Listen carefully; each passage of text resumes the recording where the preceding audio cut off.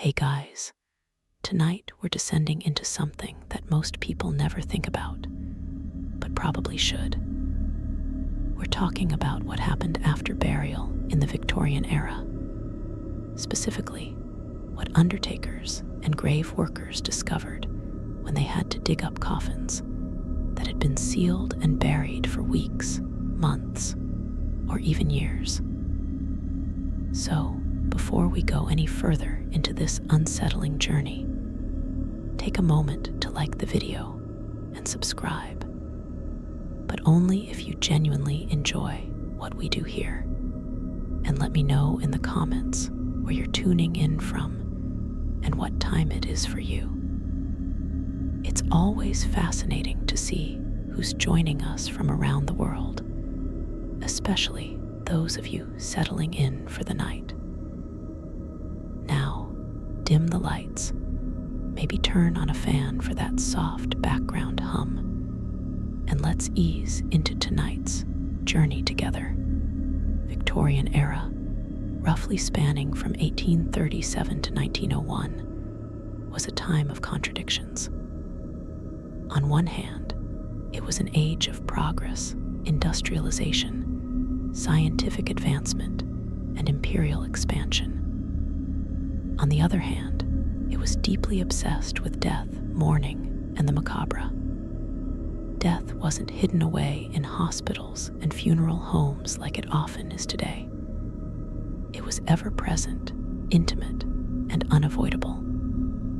Infant mortality was high. Disease spread rapidly through crowded cities. Tuberculosis, cholera, typhoid, and countless other ailments cut lives short with brutal efficiency. The average life expectancy hovered somewhere in the 40s, and that's being generous. Death was a constant companion, and the Victorians developed an elaborate culture around it. Mourning rituals were strict and performative. Widows wore black for years. Mourning jewelry made from the hair of the deceased became fashionable. Post-mortem photography captured the dead posed as if they were merely sleeping, often surrounded by grieving family members. It was all very theatrical, very proper, and very, very strange by today's standards. But beneath all that pomp and ceremony lay a darker, more visceral reality. Bodies had to go somewhere, and in the overcrowded cities of Victorian England, finding space for the dead was becoming a serious problem. Churchyards were packed to bursting. Graves were stacked on top of each other, sometimes literally. The soil in London's cemeteries was so saturated with decomposing human remains that it had a distinct, nauseating odor. Residents near graveyards complained of the smell, the sickness, and the unsettling reality that their water sources were likely contaminated by leaking corpses. It was a public health disaster waiting to happen, and in many cases, it already had. This overcrowding led to a grim necessity: exhumation. Graves had to be reused. Coffins had to be moved, opened, or simply crushed to make room for new occupants. And it was during these exhumations that undertakers, grave diggers, and cemetery workers discovered things that would haunt them for the rest of their lives. Let's start with the basics. What exactly is exhumation? In simple terms, it's the act of digging up a body that's already been buried. In the Victorian era, this happened far more often than you might think. Sometimes it was for legal reasons: a suspected poisoning, a murder investigation, or a dispute over inheritance. Other times, it was purely practical: cemeteries ran out of space. Families wanted to move their loved ones to a different location, or developers needed the land for other purposes. And sometimes it was done secretly and illegally by body snatchers or resurrectionists who sold fresh corpses to medical schools for dissection. But we'll get to that horror show in a moment. When a coffin was exhumed legally, it was supposed to be done with care and respect. In reality, it was often a rushed, unpleasant job carried out by workers who were underpaid, overworked, and understandably not thrilled about spending their day elbow deep in rot and decay. The process began with digging. Depending on how long the body had been buried, the soil could be soft and easy to move, or it could be compacted, heavy, and mixed with fragments of wood, fabric, and worse. Grave diggers worked in shifts, shoveling through layers of earth until they hit the coffin, assuming the coffin was still intact. Victorian coffins varied wildly in quality. The wealthy were buried in heavy, sealed lead coffins designed to preserve the body and contain the smell. The poor were lucky to get a thin wooden box, often shoddily constructed and prone to collapsing under the weight of the earth above. When the coffin was finally unearthed, the next step was to open it. And this is where things got truly disturbing, because no matter how carefully a body had been prepared, no matter how expensive the coffin, no matter how deep the grave, time and biology were merciless. What awaited inside was rarely peaceful and often far worse than anyone expected.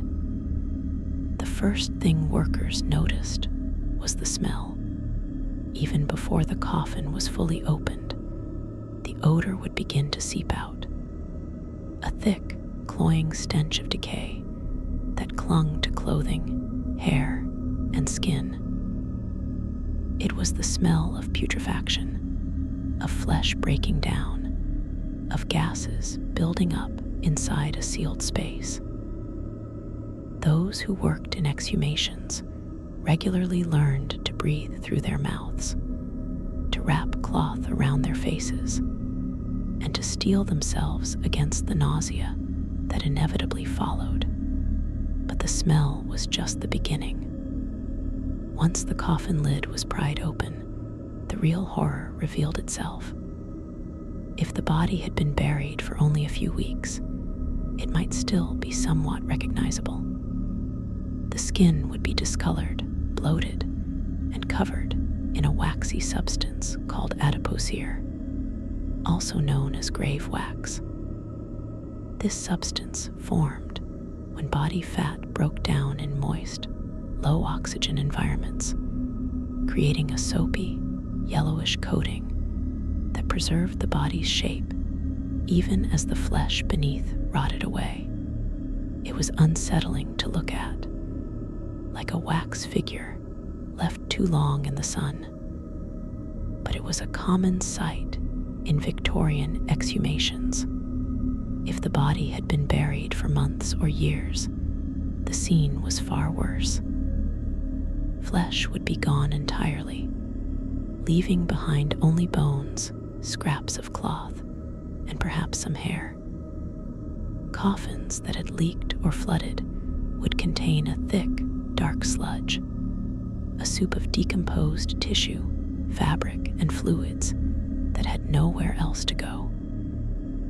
Workers had to wade through this muck, sifting for bones or personal effects, trying not to think too hard about what they were touching.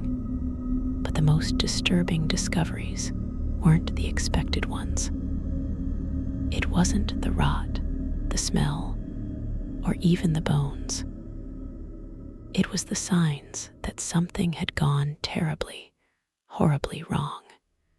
One of the most chilling things undertakers found in exhumed Victorian coffins was evidence of premature burial. Yes, people being buried alive.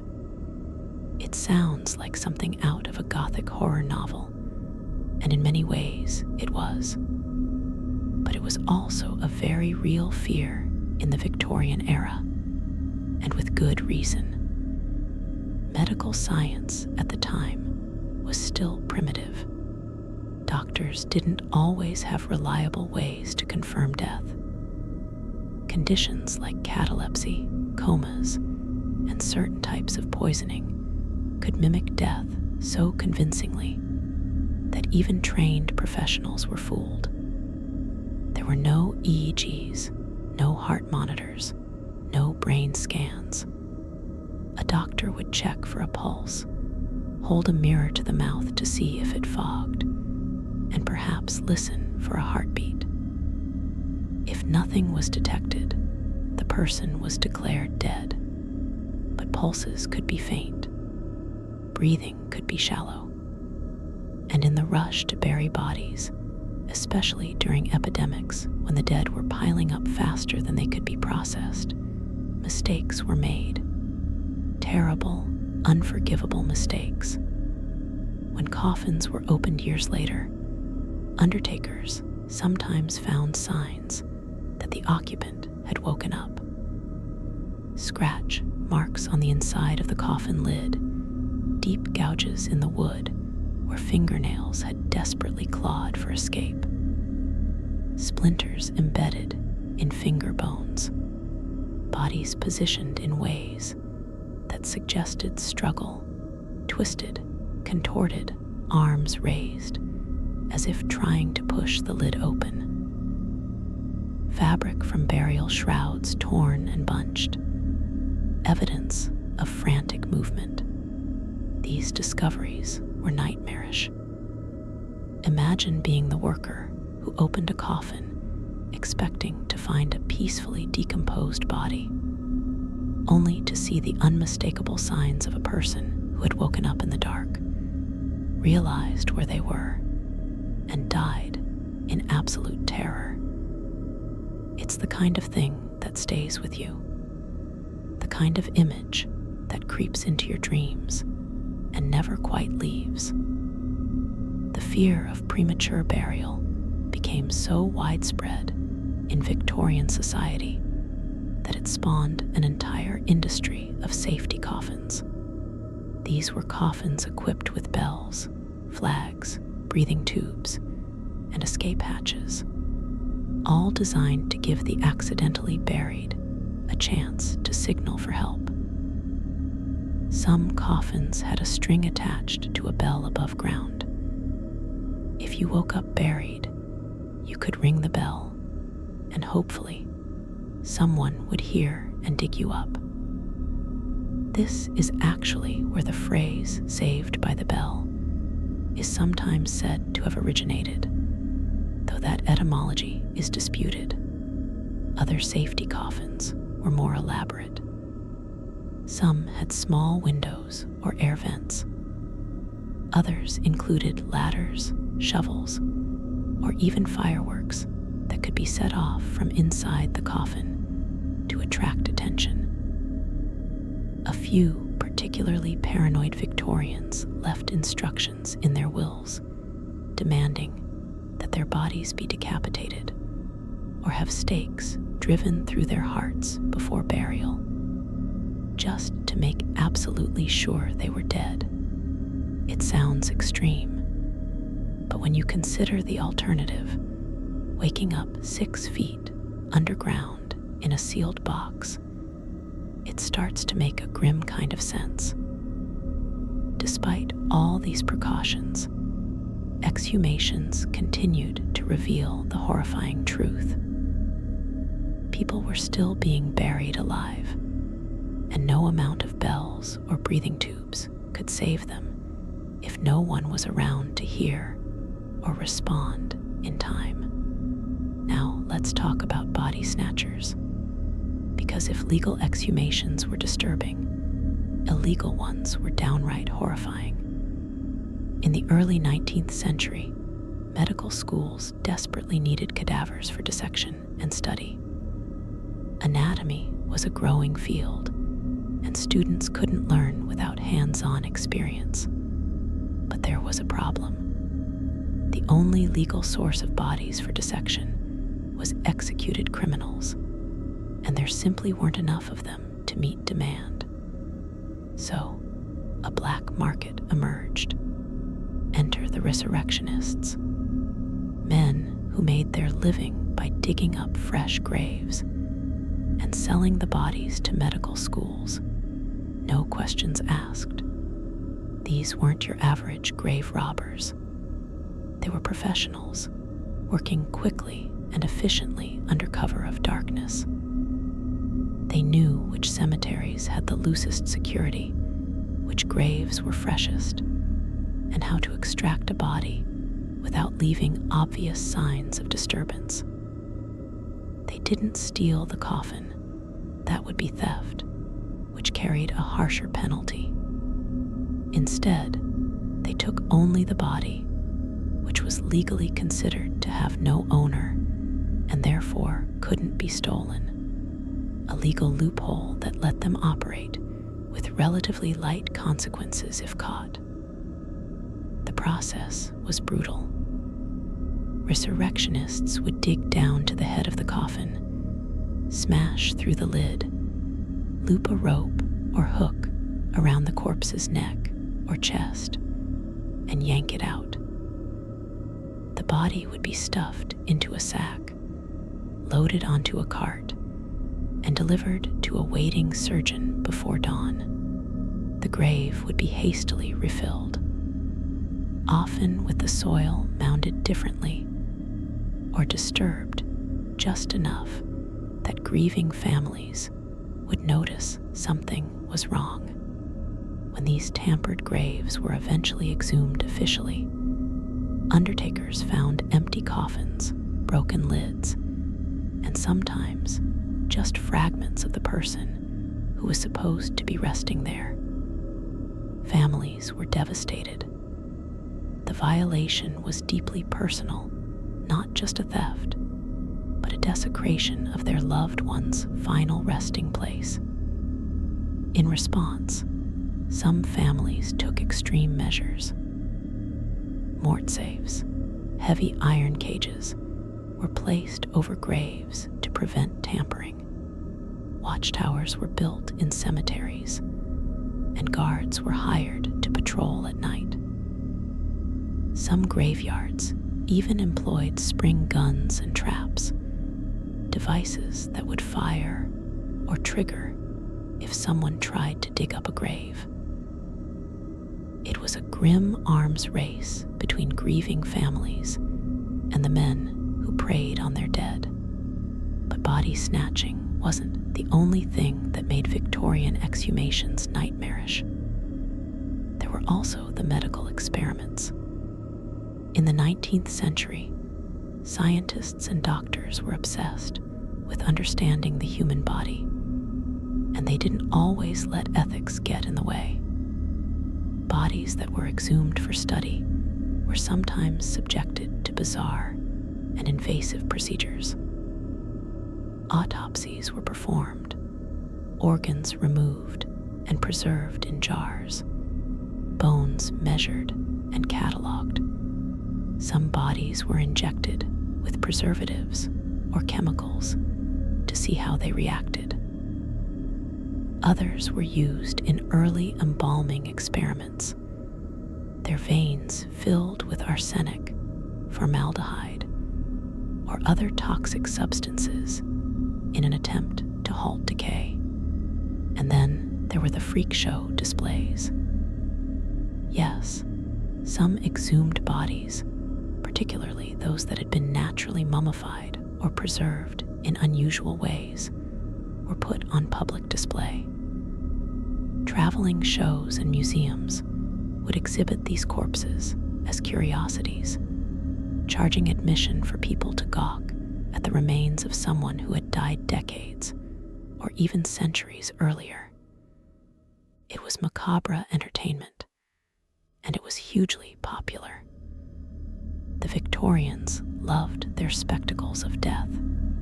One of the most famous examples is Jeremy Bentham, the philosopher whose body was preserved and put on display at University College London, where it remains to this day. But Bentham requested this.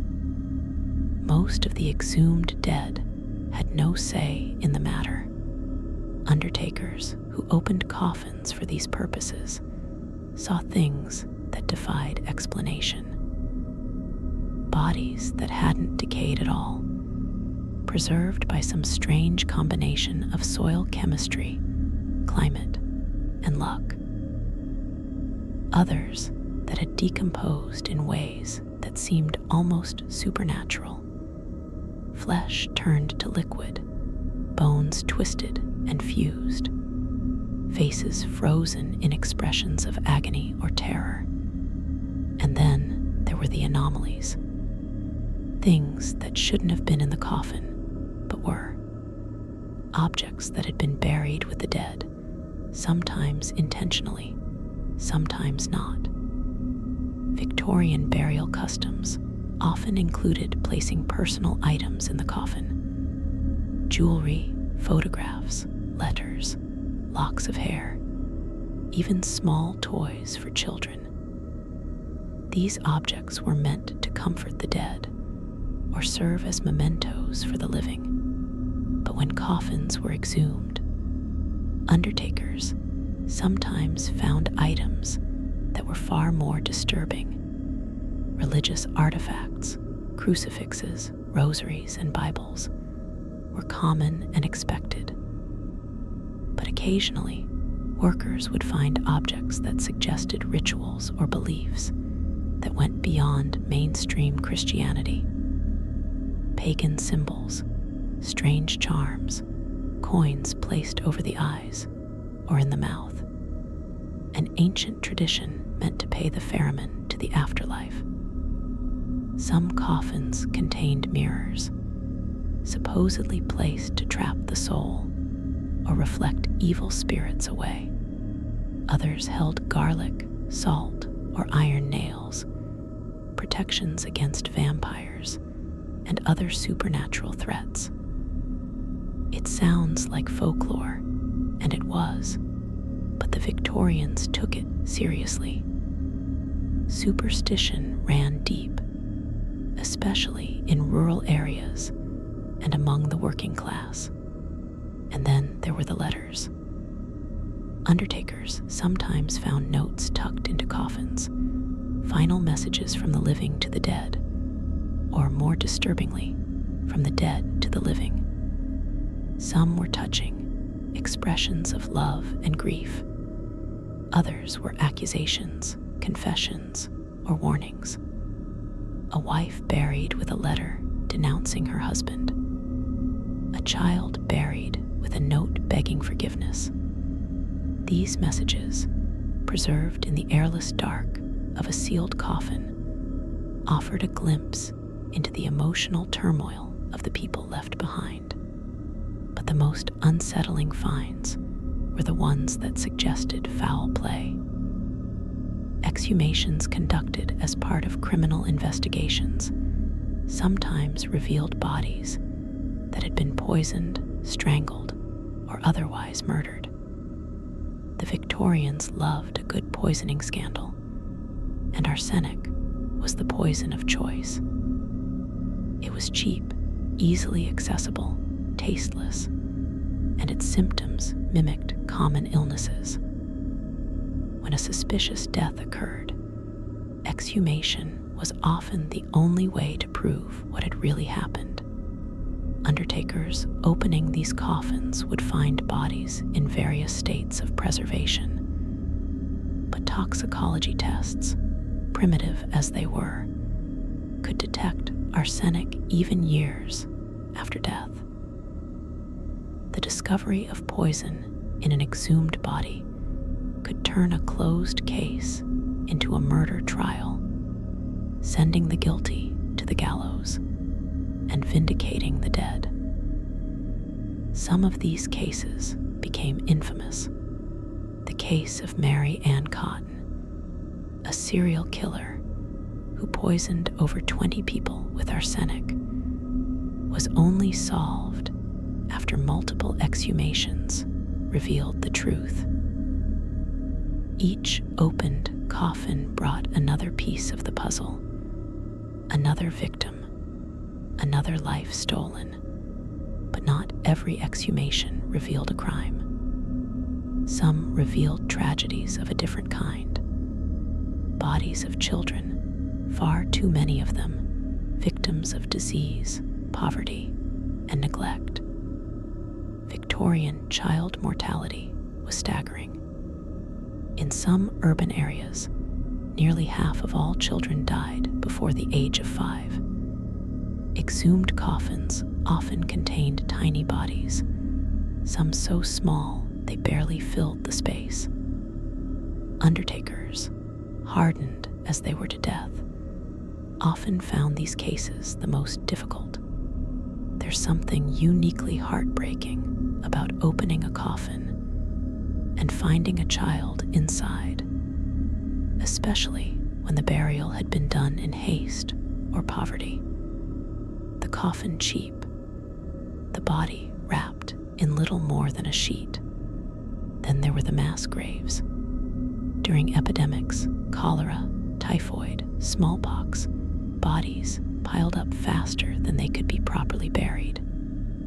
Mass graves were dug, sometimes in public parks or on the outskirts of cities, and the dead were dumped in without ceremony. When these sites were later exhumed, workers found jumbled heaps of bones and coffins, impossible to identify or separate. It was a grim reminder of how quickly society could break down, how easily the dead could be forgotten. Exhumations also revealed the differences in how the rich and poor were treated in death. Wealthy Victorians were buried in elaborate coffins, often lined with silk or velvet, fitted with brass handles and nameplates. Their bodies were embalmed, dressed in fine clothing, and surrounded by flowers and mementos.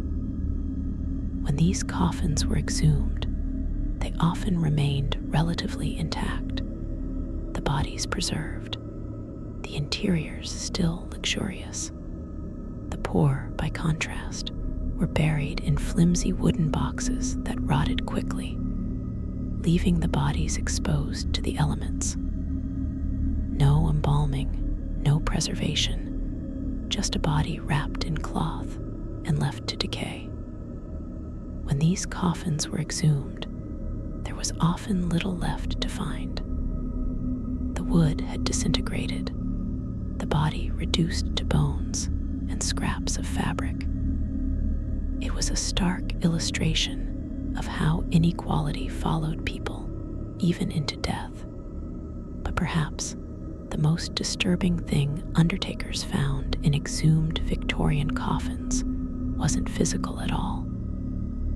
It was the silence, the weight of knowing that every coffin they opened had once held a living, breathing person. Someone with hopes, fears, loved ones, and dreams. Someone who had no idea that one day their final resting place would be disturbed, their body exposed, their secrets revealed. There was a profound sadness to the work, a sense of intrusion and violation that no amount of professional detachment could erase. Undertakers and grave workers didn't talk much about what they saw. It wasn't the kind of thing you brought up over dinner, but the images stayed with them. The scratch marks on the coffin lid, the twisted bodies, the empty coffins robbed by resurrectionists, the children, the poison victims, the forgotten poor. It all accumulated, a catalog of horrors that most people never had to confront. And yet, the work continued. Coffins were opened, bodies examined, reburied, or moved. The cycle repeated again and again, because death, as the Victorians knew all too well, never stopped. It just waited, patient and inevitable for everyone. The psychological toll on these workers was immense. Many turned to alcohol to cope, drinking heavily before and after exhumations to dull the senses and quiet the memories.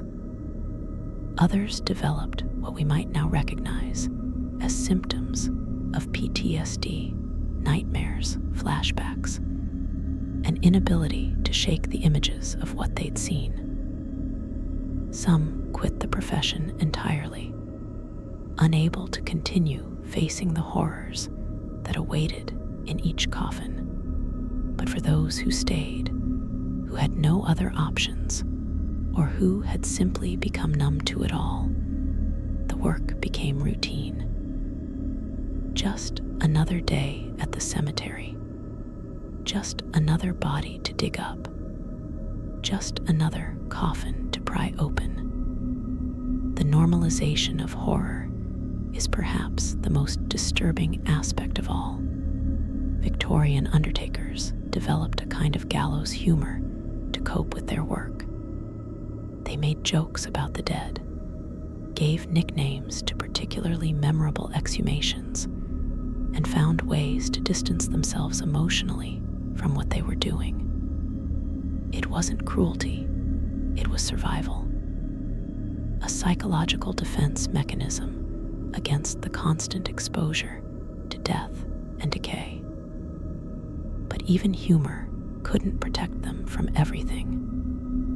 There were cases that broke through even the most hardened exterior, stories that stayed with them forever, no matter how much they tried to forget. One such story involved an exhumation in a London cemetery in the 1860s. A young woman had been buried after dying suddenly of what was believed to be heart failure. She was only 23 years old, newly married, with her whole life ahead of her. Her family was wealthy and spared no expense on her funeral. She was buried in a beautiful mahogany coffin lined with white satin, dressed in her wedding gown, her hands folded peacefully over her chest. It should have been a straightforward exhumation. The family wanted to move her body to a private family plot in the countryside, a more peaceful resting place away from the crowded city cemetery. The undertakers expected to find her body well preserved, thanks to the quality of the coffin and the relatively short time she'd been buried, only about 8 months. But when they opened the coffin, they found something that would haunt them for the rest of their lives. The young woman's body was indeed preserved, but her position had changed. She was no longer lying peacefully on her back. She had turned onto her side, her hands no longer folded, but clawed and bloodied. Her face, which had been serene in death, was now contorted in an expression of pure terror. Her mouth was open in a silent scream. The white satin lining of the coffin was torn and shredded, as if she had tried desperately to claw her way out. The evidence was undeniable. She had been buried alive. She had woken up in that coffin, realized where she was, and spent her final moments in absolute panic, scratching and screaming in the darkness until she finally suffocated or died from shock. The undertakers who discovered her were deeply shaken. One of them, an experienced man who had been in the business for over 20 years, reportedly broke down and wept. He couldn't reconcile the image of this beautiful young bride with the horror of her final moments. The family was never told the full truth. They were simply informed that the exhumation had been completed and the body moved as requested. But the undertakers carried that secret with them, a burden of knowledge they could never share. This case wasn't unique. Throughout the Victorian era, there were countless similar discoveries. Bodies that showed unmistakable signs of waking up after burial. And each one reinforced the very real, very justified fear that death wasn't always what it seemed. The medical community was aware of the problem, but they had no good solution. Doctors began recommending waiting periods before burial, suggesting that bodies should be kept above ground for several days to ensure death was genuine. Some physicians advocated for more invasive methods of confirming death, like making incisions to check for bleeding, or even more extreme measures like decapitation or removal of the heart. But these recommendations were often ignored, especially during epidemics when bodies needed to be buried quickly to prevent the spread of disease. The pressure to bury the dead fast outweighed the risk of burying them alive. It was a calculated gamble, and sometimes, tragically, the gamble was lost. Exhumations also revealed another disturbing aspect of Victorian death culture: the prevalence of grave goods and their theft. As mentioned earlier, Victorians often buried their dead with valuable items: jewelry, watches, rings, brooches, anything that held sentimental or monetary value. This practice created an obvious problem. It turned graves into treasure troves, attracting not just body snatchers, but common thieves. When coffins were exhumed legally, undertakers sometimes found that the body was intact, but stripped of valuables. Rings had been pried off fingers, sometimes taking the finger with them. Necklaces ripped away. Gold teeth pulled out. It was a grotesque form of robbery, one that showed no respect for the dead or the grieving families left behind. These thefts were rarely investigated. The victims were already dead, after all, and proving who had stolen from a grave was nearly impossible. The thieves operated under cover of darkness, working quickly and quietly, often bribing cemetery workers to look the other way. Some undertakers were complicit, pocketing valuables during official exhumations and claiming they had never been there in the first place. It was a corrupt system, fueled by poverty and greed, and it victimized the dead and their families in equal measure. The discovery of these desecrated graves during later exhumations added another layer of tragedy to an already grim situation. But not all exhumations revealed horrors. Some, strangely enough, revealed mysteries that bordered on the miraculous.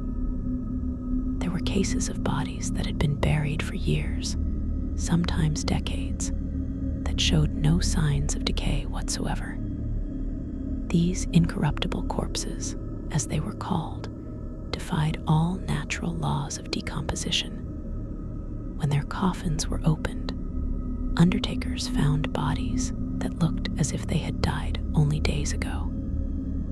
Skin still supple, features still recognizable. No odor of decay. It was eerie and inexplicable, and it sparked intense debate among scientists, doctors, and religious leaders. The Catholic Church, in particular, took great interest in these cases.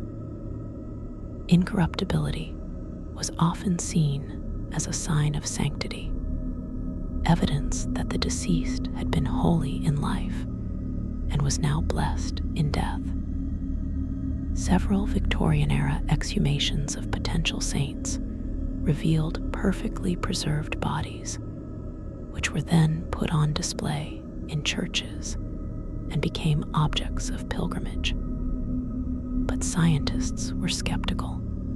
They argued that incorruptibility could be explained by natural factors: soil composition, the presence of certain chemicals, the absence of oxygen, even the type of coffin used.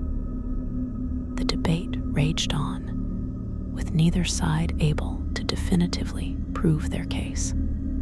One of the most famous examples of incorruptibility from the Victorian era involved Saint Bernadette Soubirous, the French peasant girl who claimed to have seen visions of the Virgin Mary in Lourdes.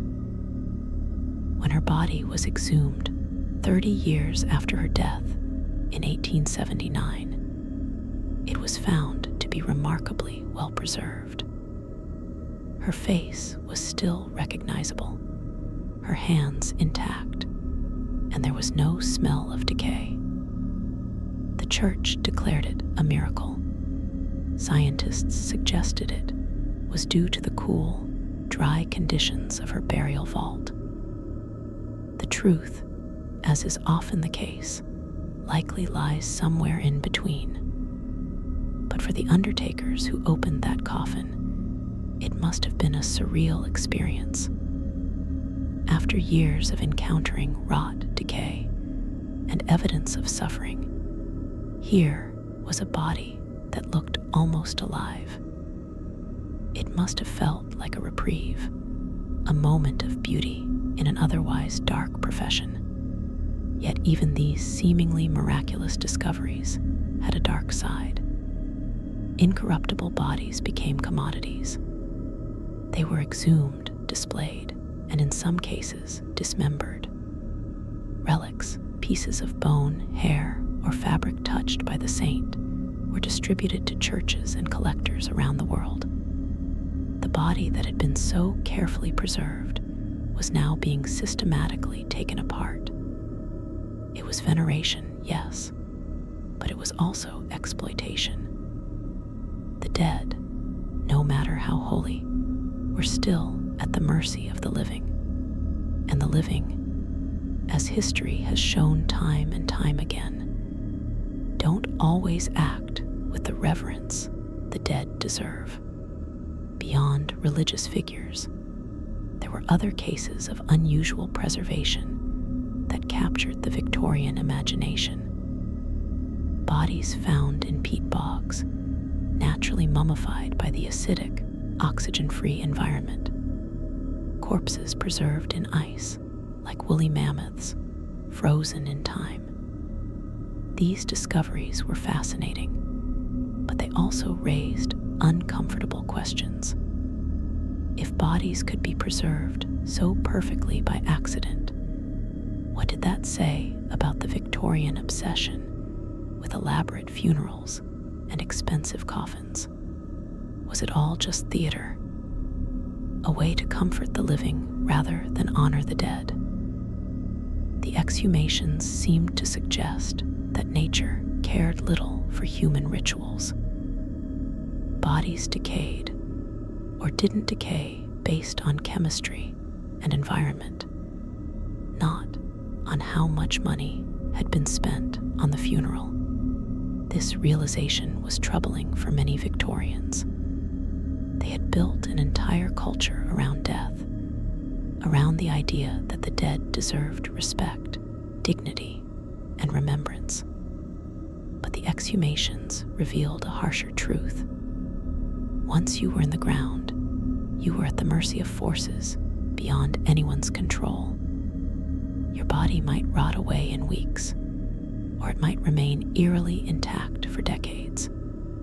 Your grave might be robbed, your coffin crushed to make room for someone else, your bones scattered and forgotten. Death, for all the ceremony surrounding it, was ultimately chaotic and undignified. And no amount of Victorian propriety could change that. Undertakers also discovered evidence of Victorian embalming practices during exhumations, and what they found was often disturbing. Embalming in the 19th century was still experimental. The techniques were crude, the chemicals toxic, and the results unpredictable. Bodies were injected with arsenic, mercury, formaldehyde, and other preservatives, often in concentrations that would be considered dangerous today. The goal was to slow decay and allow for extended viewing periods, especially important for families who wanted time to gather from distant locations. But embalming wasn't always successful. Sometimes the chemicals failed to preserve the body properly, resulting in partial decomposition. Other times, they preserved the body too well, creating a waxy, unnatural appearance that was deeply unsettling. When these embalmed bodies were exhumed, undertakers found corpses that looked more like dolls than people. The skin was discolored, often tinted pink or orange from the chemicals. The features were frozen in place, rigid and mask-like, and there was a strange chemical odor that mixed unpleasantly with the smell of decay. These bodies occupied an uncanny valley between life and death, neither fully preserved nor fully decomposed. It was disquieting to look at them, and many undertakers preferred dealing with naturally decomposed remains over these chemically altered corpses. At least natural decay followed a predictable pattern. Embalming introduced variables that made the process of exhumation even more unpredictable and unpleasant. There were also cases where embalming went horrifically wrong. Bodies that had been over-embalmed, pumped so full of chemicals that they swelled grotesquely, the skin splitting open from the pressure. Others that had been under-embalmed, leaving pockets of untreated tissue that rotted while the rest remained preserved. And then there were the experimental techniques, attempts to create permanent preservation that resulted in bodies that looked more like leather or plastic than human remains. These failed experiments were hidden away, buried quietly, and only discovered during later exhumations when the truth couldn't be hidden any longer. The Victorian obsession with preserving the dead also led to some truly bizarre practices.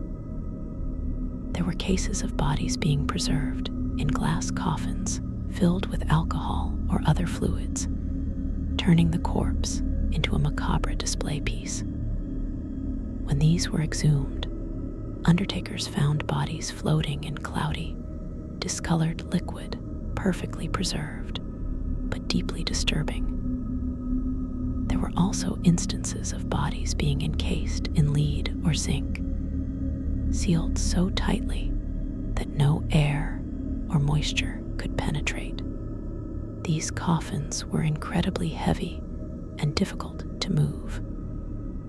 And when they were finally opened, the bodies inside were often in a strange state of preservation, mummified but also strangely flattened, as if the weight of the metal had compressed them over time. And then there were the Victorian death masks and post-mortem casts. Families would sometimes have plaster casts made of their loved one's face or hands immediately after death, creating a permanent record of their features. These casts were meant to be keepsakes, displayed in the home as a way to remember the deceased.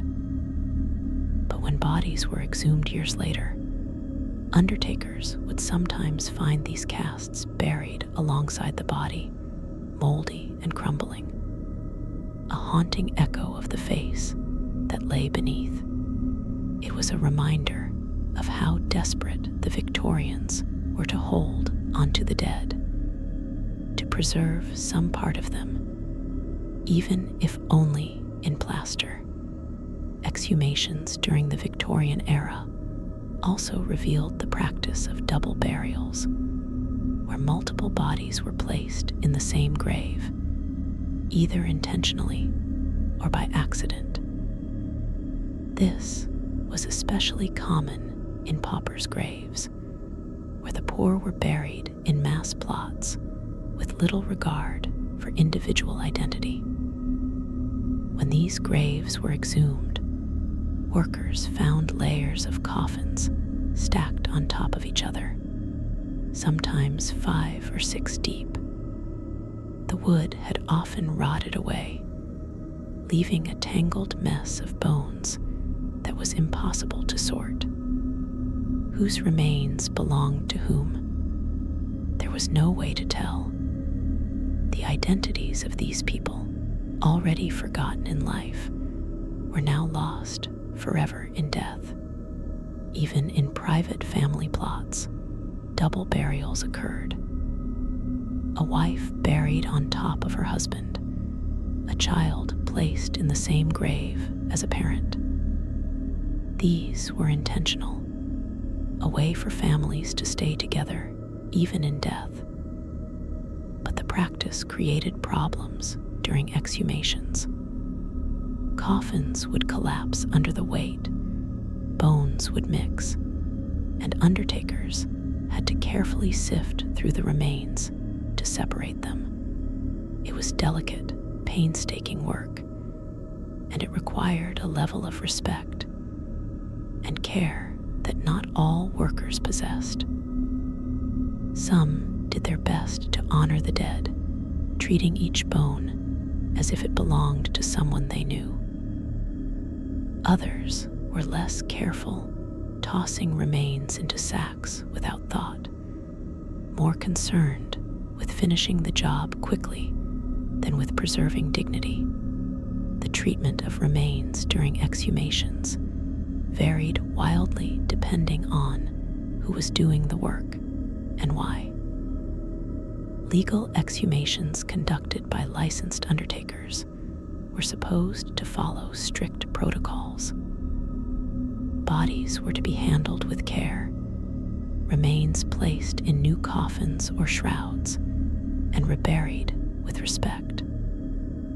But in practice, corners were often cut. Workers were underpaid and overworked.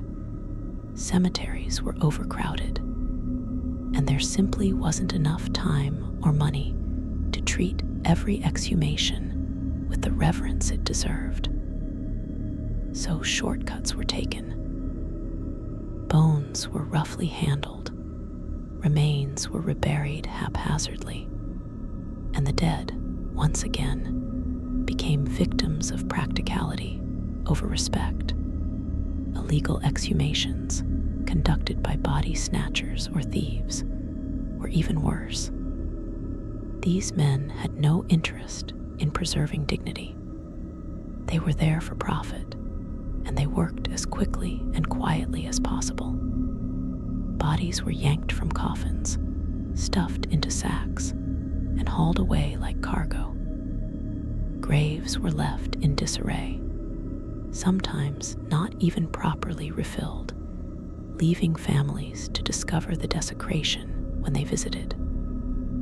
The emotional impact on these families was devastating. To know that your loved one's grave had been violated, that their body had been stolen and sold, was a trauma that many never recovered from. The Victorian legal system attempted to address the problem of body snatching through legislation.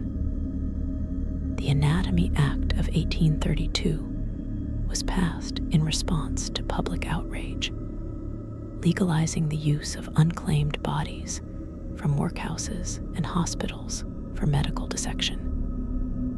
The hope was that by providing a legal supply of cadavers, the demand for illegally exhumed bodies would decrease. And to some extent, it worked. Body snatching became less common after the act was passed. But it didn't stop entirely. There were still those willing to take the risk for the right price, and exhumations continued to reveal the evidence of their crimes. What undertakers found in these violated graves was often heartbreaking. Empty coffins, as mentioned before, but also signs of struggle.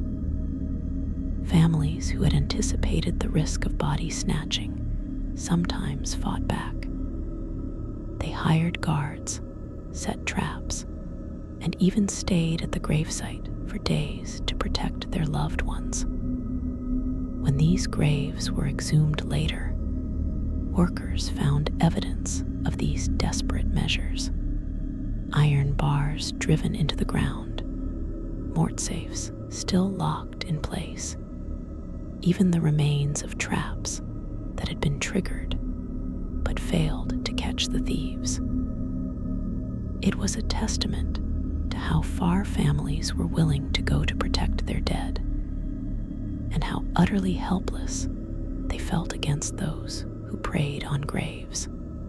The Victorian era was also a time of great scientific curiosity, and exhumations were sometimes conducted purely for research purposes.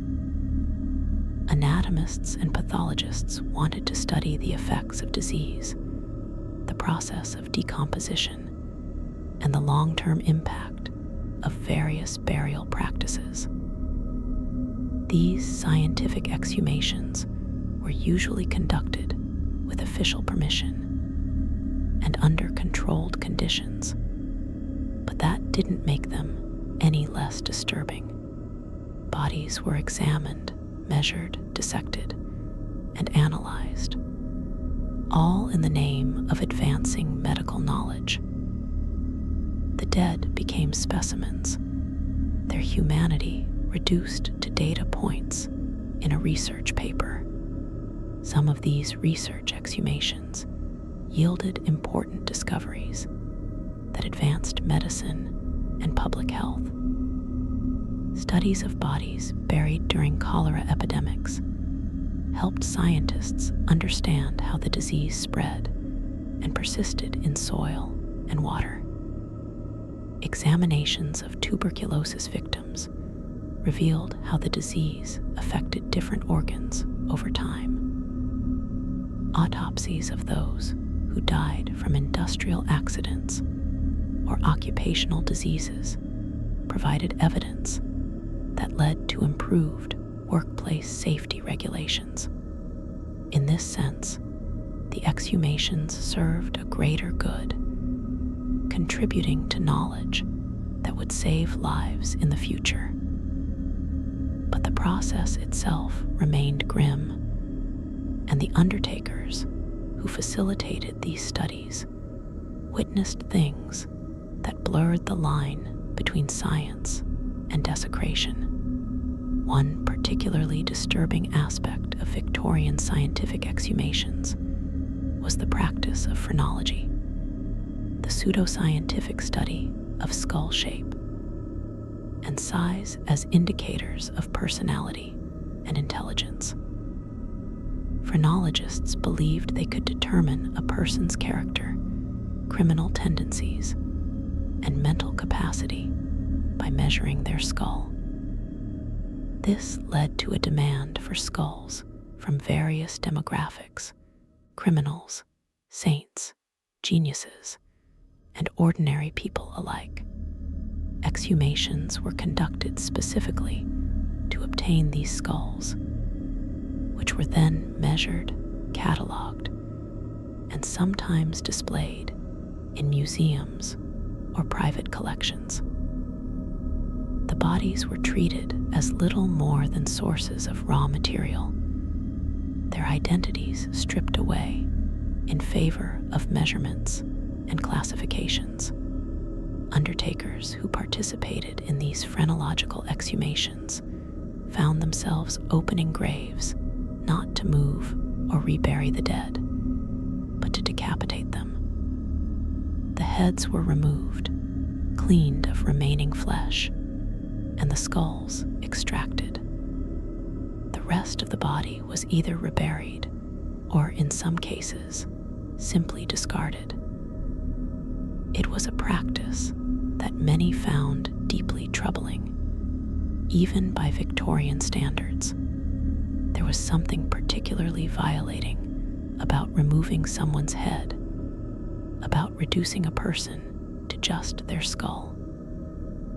And yet, the practice continued, driven by the belief that science could unlock the secrets of human nature through careful measurement and observation.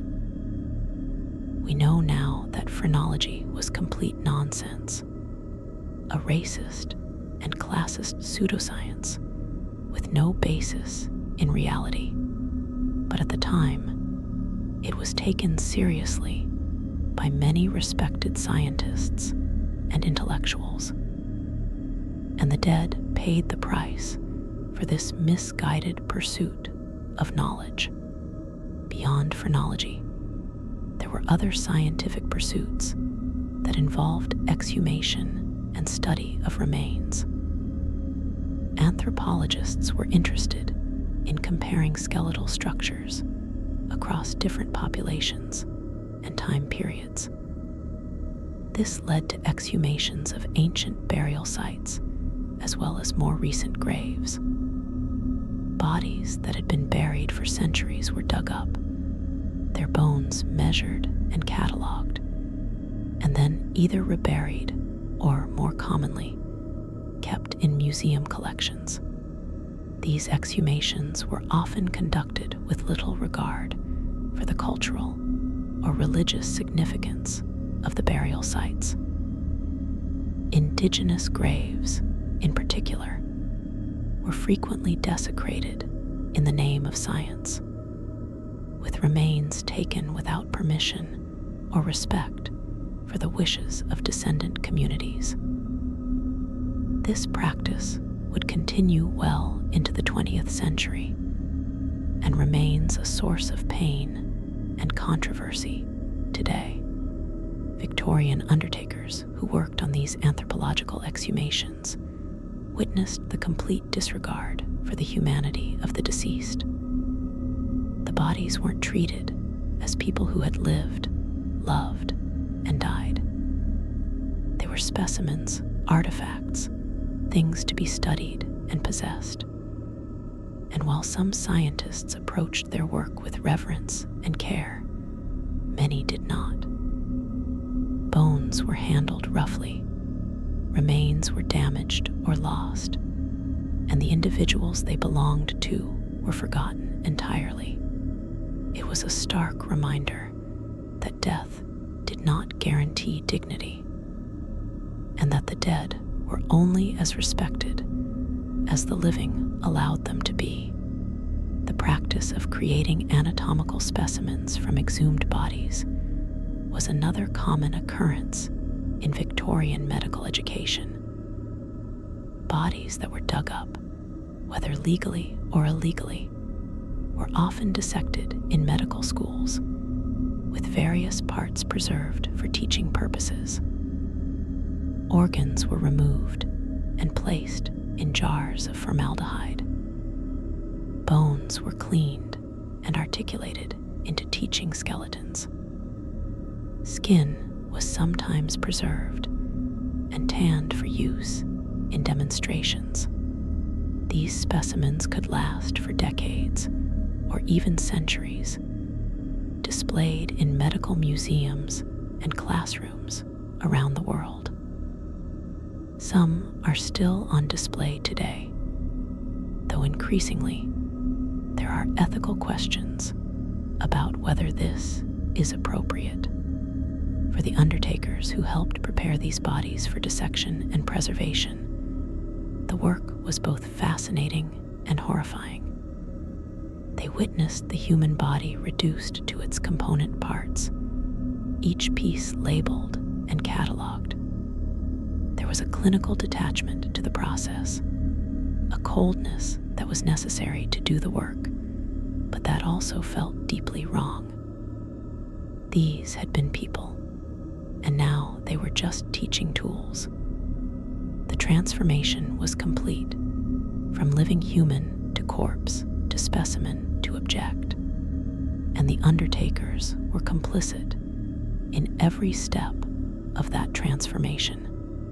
Victorian exhumations also occasionally revealed evidence of epidemic disease, and this posed serious risks to those doing the digging. When graves from cholera or plague victims were opened, the workers were potentially exposing themselves to pathogens that might still be viable in the soil or on the remains. The science of disease transmission wasn't fully understood in the Victorian era, and proper safety precautions were often non-existent.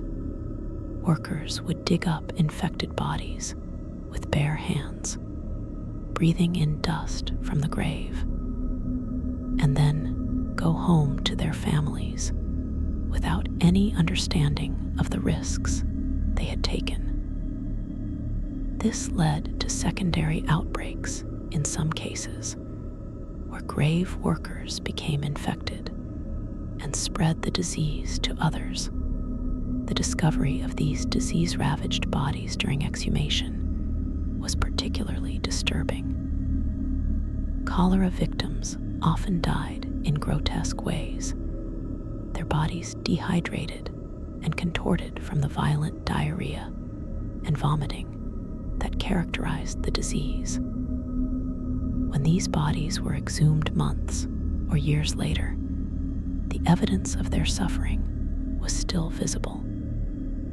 Skeletons were found in twisted positions, bones showing signs of extreme stress and malnutrition. Plague victims, buried in mass graves during outbreaks, were found in jumbled heaps, their bones intermingled, their identities lost forever.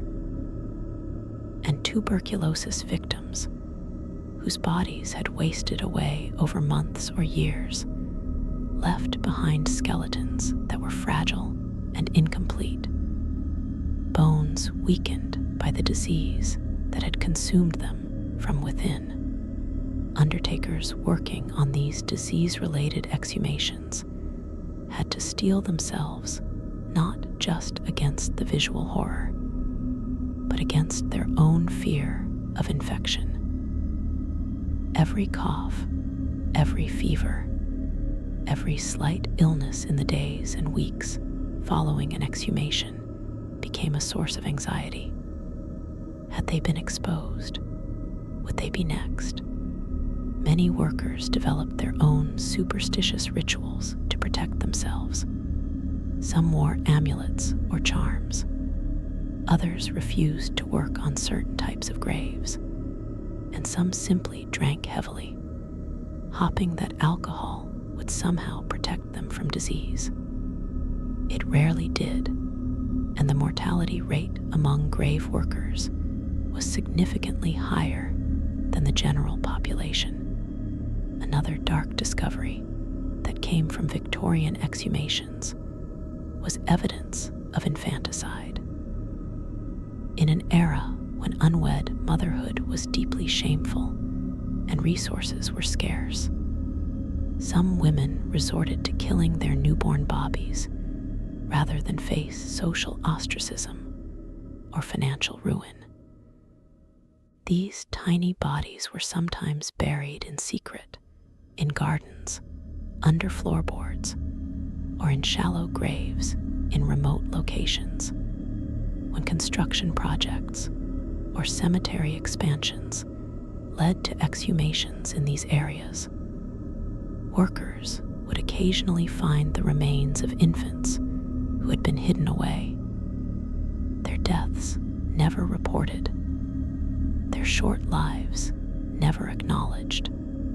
The discovery of these infant remains was always difficult, even for hardened undertakers. There was something particularly tragic about finding the skeleton of a newborn, knowing that this tiny person had been given no chance at life, no funeral, no acknowledgement of their existence. In some cases, criminal investigations were launched, though it was often impossible to determine who had been responsible or whether the child had been stillborn or killed after birth. The bones told part of the story, but never the whole truth. And so these infants remained nameless, buried again in unmarked graves, their brief existence reduced to a footnote in an exhumation report. Victorian exhumations also brought to light the reality of workplace deaths and industrial accidents. The Industrial Revolution had transformed Britain into a manufacturing powerhouse, but it had done so at tremendous human cost. Workers in factories, mines, and shipyards faced dangerous conditions with little to no safety regulations. Accidents were common, and deaths were frequent. When workers died on the job, they were often buried quickly and cheaply, their families receiving little or no compensation. Years later, when cemeteries were reorganized or land was redeveloped, these graves would be exhumed, and undertakers would find the evidence of what had killed these men and women: skeletons with crushed skulls from falling machinery, bones showing signs of repeated fractures from physically demanding labor, spines deformed from years of carrying heavy loads, lungs blackened and hardened from inhaling coal dust or toxic fumes, though this was only visible when soft tissue remained. The bodies told stories of lives spent in brutal, exhausting work, with death offering the only escape. These exhumations served as a grim reminder of the price of progress, of the countless workers who had died to build Victorian Britain's wealth and power. And for the undertakers who witnessed these remains, it was impossible not to feel a sense of anger and injustice. These people had been used up and thrown away, buried in cheap coffins in overcrowded cemeteries, and then forgotten. The exhumation of criminals and executed prisoners was another common practice in the Victorian era, and what undertakers found in these graves was often shocking. Executed criminals were usually buried in unconsecrated ground, often within the prison walls where they had died. Their graves were unmarked, and they were denied the funeral rites given to ordinary citizens. When these burial grounds were eventually excavated, often decades later, when prisons were demolished or relocated, workers found the remains of dozens or even hundreds of executed individuals. The methods of execution varied: hanging, beheading, and in earlier periods, even more brutal forms of capital punishment, and the evidence of these deaths was clearly visible on the bones. Skeletons with fractured vertebrae from hanging, skulls that showed clean cuts from the executioner's axe, bones bearing marks of torture inflicted before death. These remains were disturbing, not just because of how the individuals had died, but because of what their treatment in death said about Victorian society. Even in death, criminals were punished, denied dignity and respect, treated as less than human. And while some of these individuals had committed terrible crimes, others had been executed for offenses that seem minor by modern standards: theft, forgery, poaching. The exhumations revealed the harshness of Victorian justice and the finality of execution. There was no going back, no second chances, just an unmarked grave and eventual exhumation by workers who had no idea who these people had been or what they had done. Victorian exhumations also occasionally revealed the practice of anatomical dissection performed on executed criminals. Under the Murder Act of 1752, the bodies of executed murderers were sometimes given to surgeons for public dissection as an additional form of punishment and deterrent. These dissections were public spectacles, attended by medical students, curious onlookers, and sometimes even paying customers. After the dissection was complete, the remains were supposed to be buried. But in practice, parts of the body were often kept for teaching purposes or private collections. When graves of executed criminals were exhumed, undertakers sometimes found incomplete skeletons, missing skulls, limbs, or organs that had been taken during dissection and never returned. These incomplete remains presented a macabre puzzle. Where had the missing parts gone? Some were eventually found in medical museums or private collections, labeled and displayed as anatomical curiosities. Others had been lost or destroyed over time. And some, disturbingly, had been sold to collectors of the macabre, people who wanted to own a piece of a notorious criminal. The trade in body parts from executed criminals was a shadowy but profitable business in Victorian England, and exhumations occasionally brought this practice to light, much to the horror of the general public. The emotional weight of exhumation work in the Victorian era cannot be overstated. These undertakers and grave workers were exposed, day after day, to the worst aspects of death and human mortality. They saw bodies in every stage of decay. They discovered evidence of crimes, tragedies, and injustices. They handled the remains of children, disease victims, murder victims, and ordinary people who had simply had the misfortune of being buried in graves that needed to be disturbed. And through it all, they were expected to maintain professional composure, to treat the work as just a job, to not let it affect them. But of course, it did affect them. How could it not? Many Victorian grave workers turned to substance abuse to cope with the psychological trauma of their work.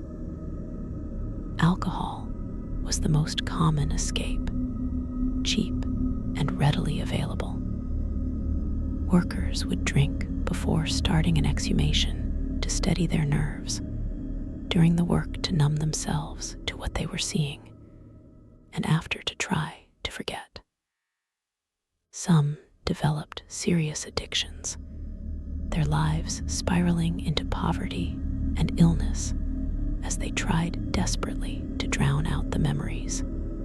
Others turned to laudanum, a mixture of opium and alcohol that was widely available and socially acceptable in Victorian times. The drug provided temporary relief from nightmares and anxiety, but it was highly addictive and ultimately destructive. There are accounts of grave workers who simply disappeared, walking away from the job one day and never returning. Some left notes explaining that they could no longer bear the work, that the images haunted them too much, that they preferred poverty and unemployment to spending another day opening coffins. Others just vanished, their fates unknown, perhaps victims of their own despair.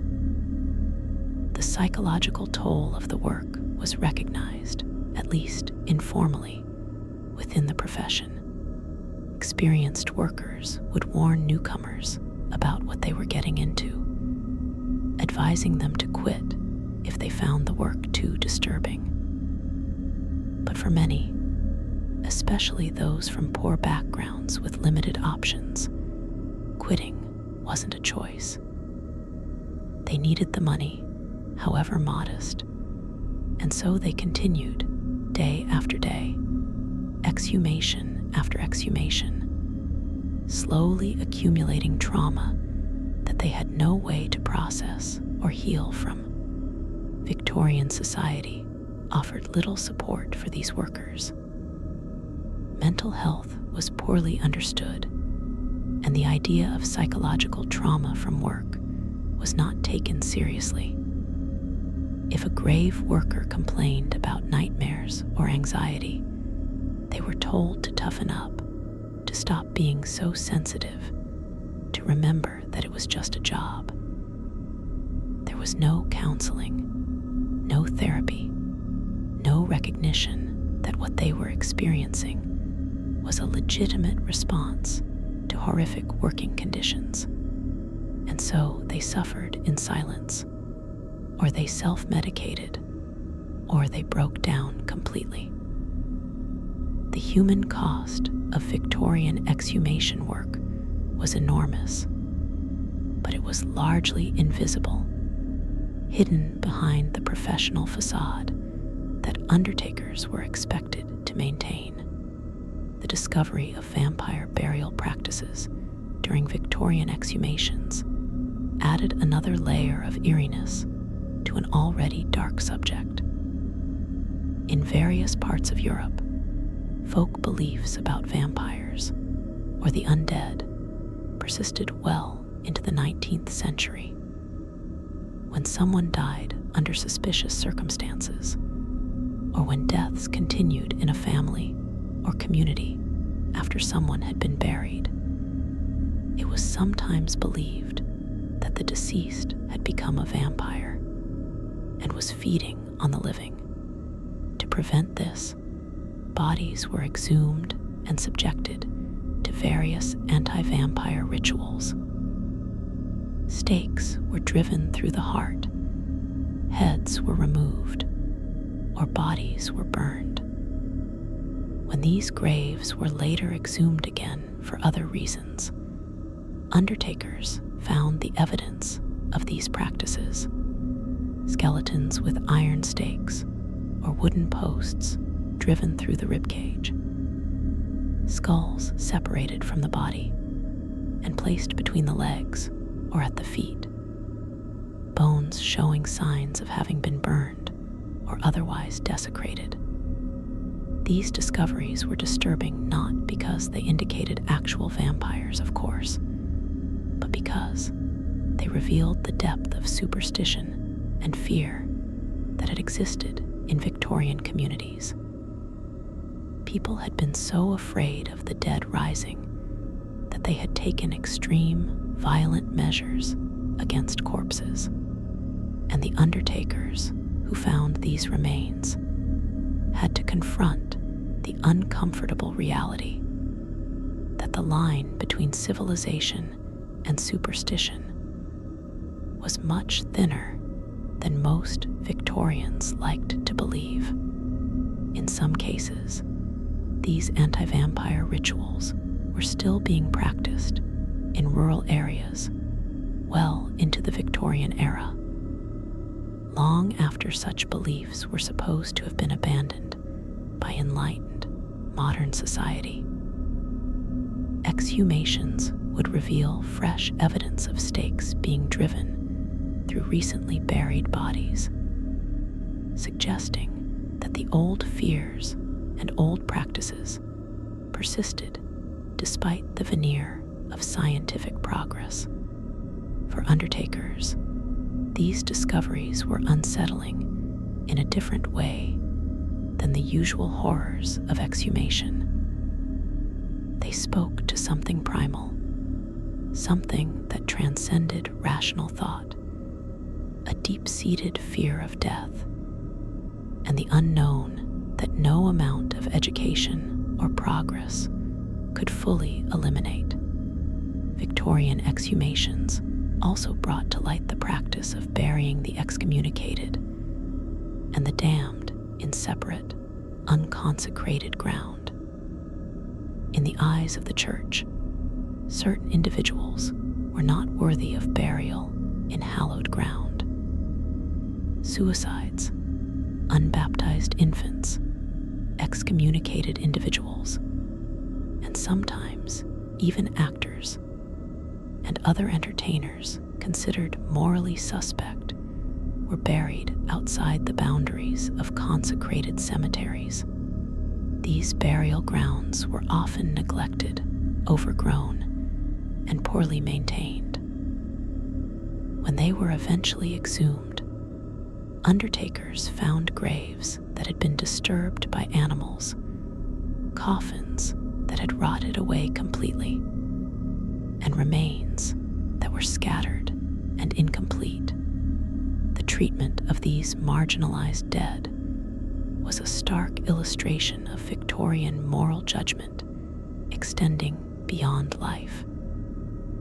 Even in death, these individuals were punished, denied the comfort and dignity of a proper burial, left to rot in forgotten corners of the cemetery. For the undertakers who exhumed these graves, there was often a sense of sadness and injustice. Many of the people buried in unconsecrated ground had committed no real crime. Suicides were often victims of mental illness or unbearable circumstances. Unbaptized infants had simply had the misfortune of dying before a religious ceremony could be performed. Yet all were treated as pariahs, their graves marked only by their exclusion from the community of the respectable dead.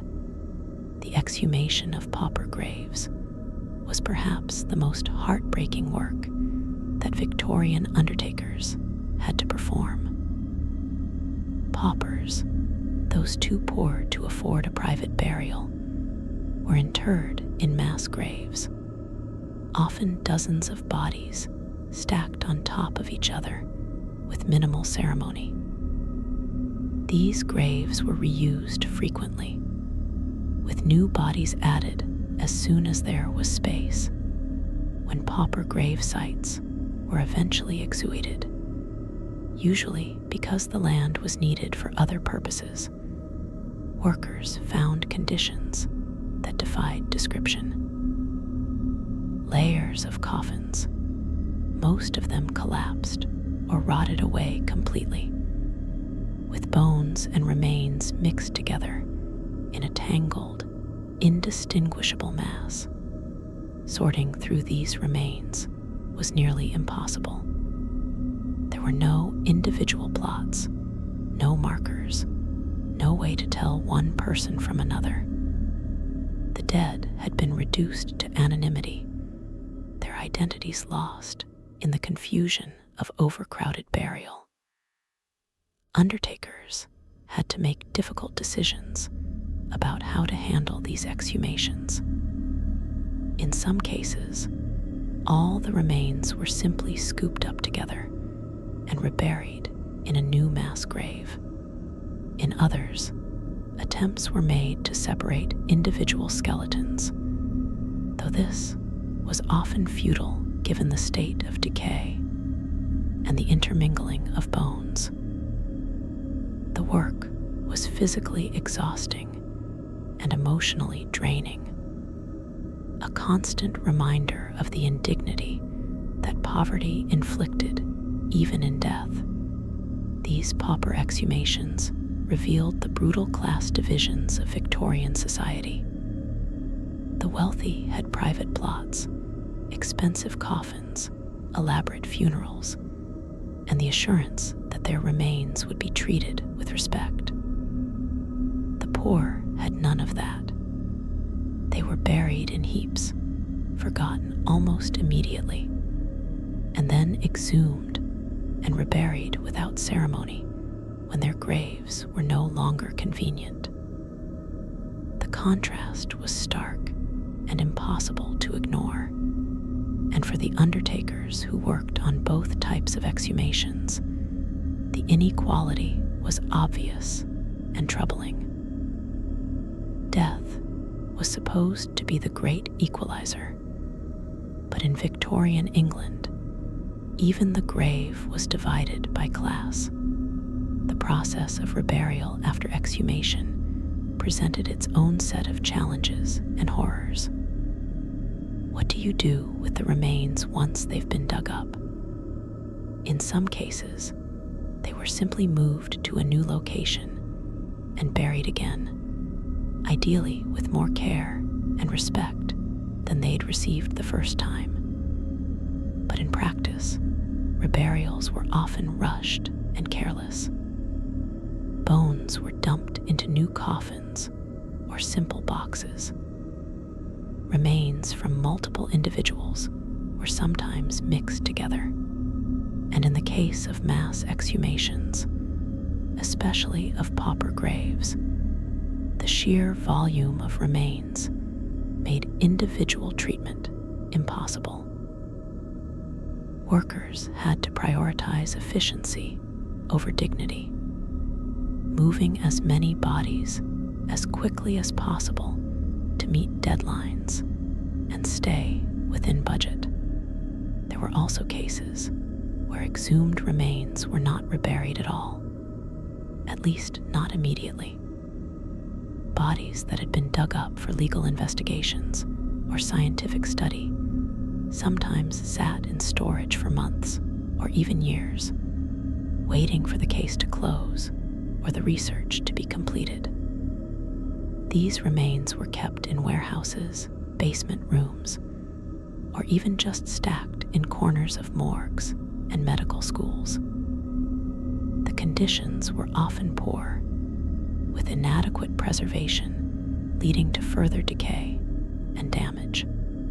And when the remains were finally released for reburial, they were often in worse condition than when they'd been exhumed, reduced to scattered bones and fragments that bore little resemblance to the person they had once been. For undertakers, the reburial process was a final indignity added to an already disturbing job.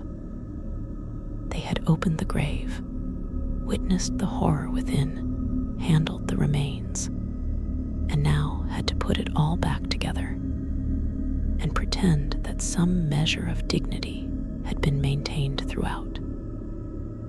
It was exhausting work, physically and emotionally, and it left many workers feeling complicit in a system that treated the dead with shocking disrespect. They were just following orders, doing their jobs. But the weight of what they'd participated in stayed with them, long after the grave had been filled in again. The legal framework surrounding Victorian exhumations was complex and often contradictory. On paper, there were strict rules about when and how bodies could be exhumed. Permission had to be obtained from the Home Office or local authorities. Family members had to be notified. The process was supposed to be documented and overseen by officials. But in reality, these regulations were frequently ignored or circumvented. Exhumations happened without proper authorization. Families were kept in the dark. Records were falsified or simply not kept at all. The system was rife with corruption, and those who suffered most were the dead and their grieving relatives. Undertakers often found themselves caught in the middle of these legal and ethical gray areas. They were hired to do a job, but that job frequently involved bending or breaking the rules. A wealthy family might pay them to quietly exhume and move a body without going through official channels. A developer might hire them to clear a cemetery quickly, regardless of proper procedure. A scientist might ask them to procure specific remains without asking too many questions about permission or consent. And because undertakers needed the work, because they had families to feed and bills to pay, many went along with these requests, even when they knew it was wrong. The moral compromise weighed on them, adding another layer of psychological burden to an already traumatic profession. There were also cases of outright fraud involving exhumations.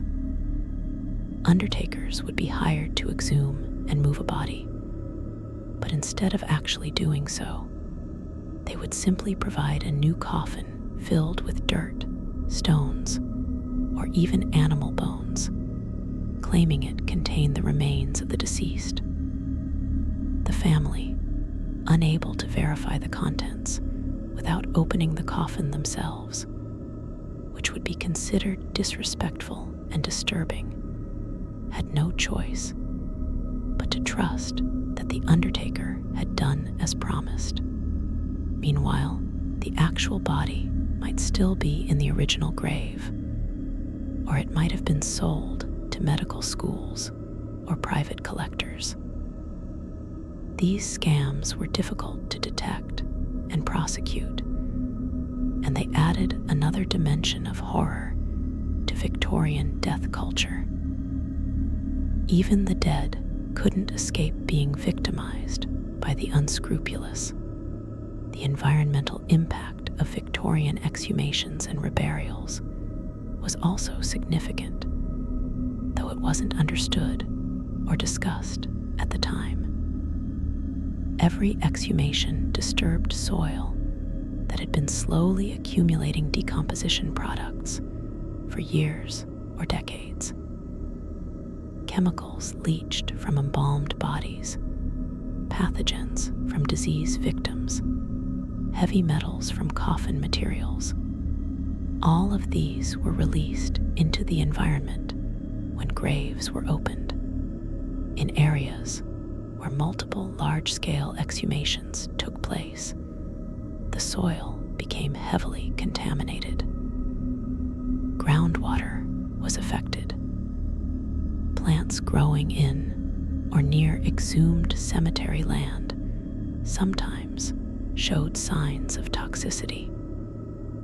And yet the work continued, with no consideration given to the long-term environmental consequences.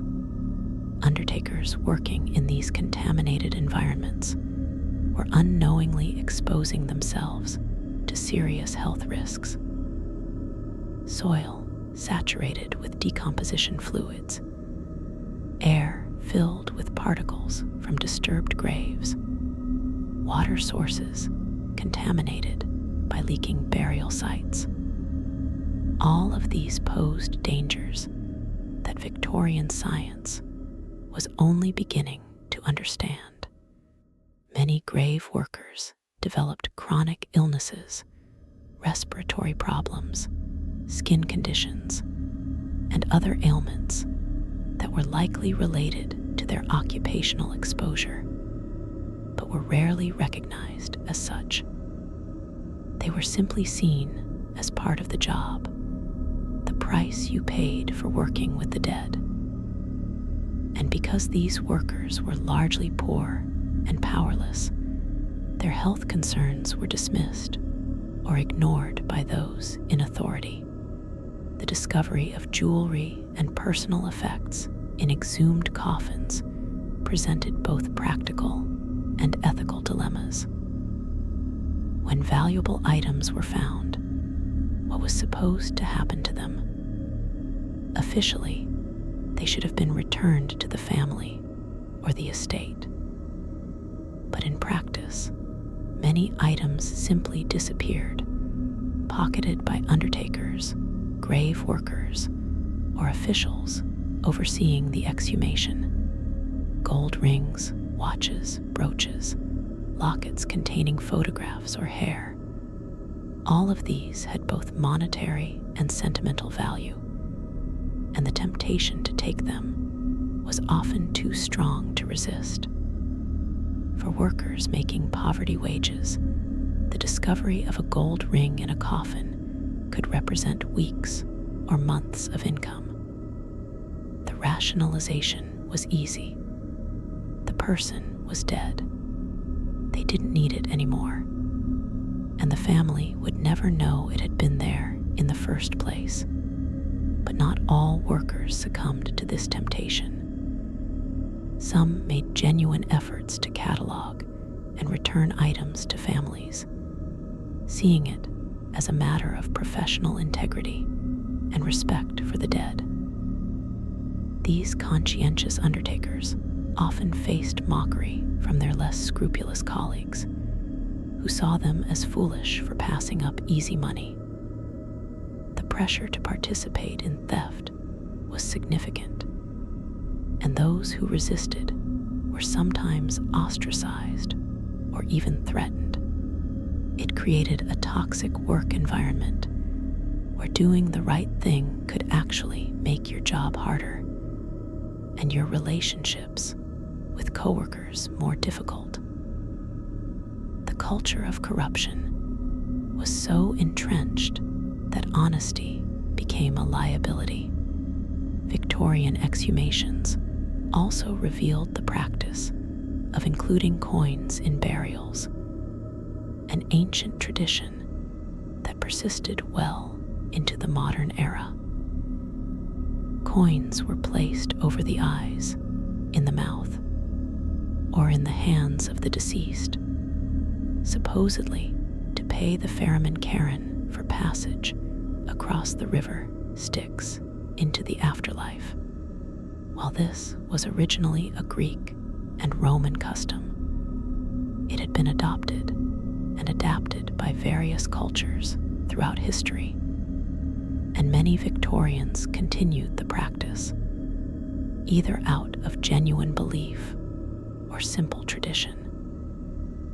When undertakers found these coins during exhumations, they provided a fascinating glimpse into the persistence of ancient beliefs in supposedly modern Christian society.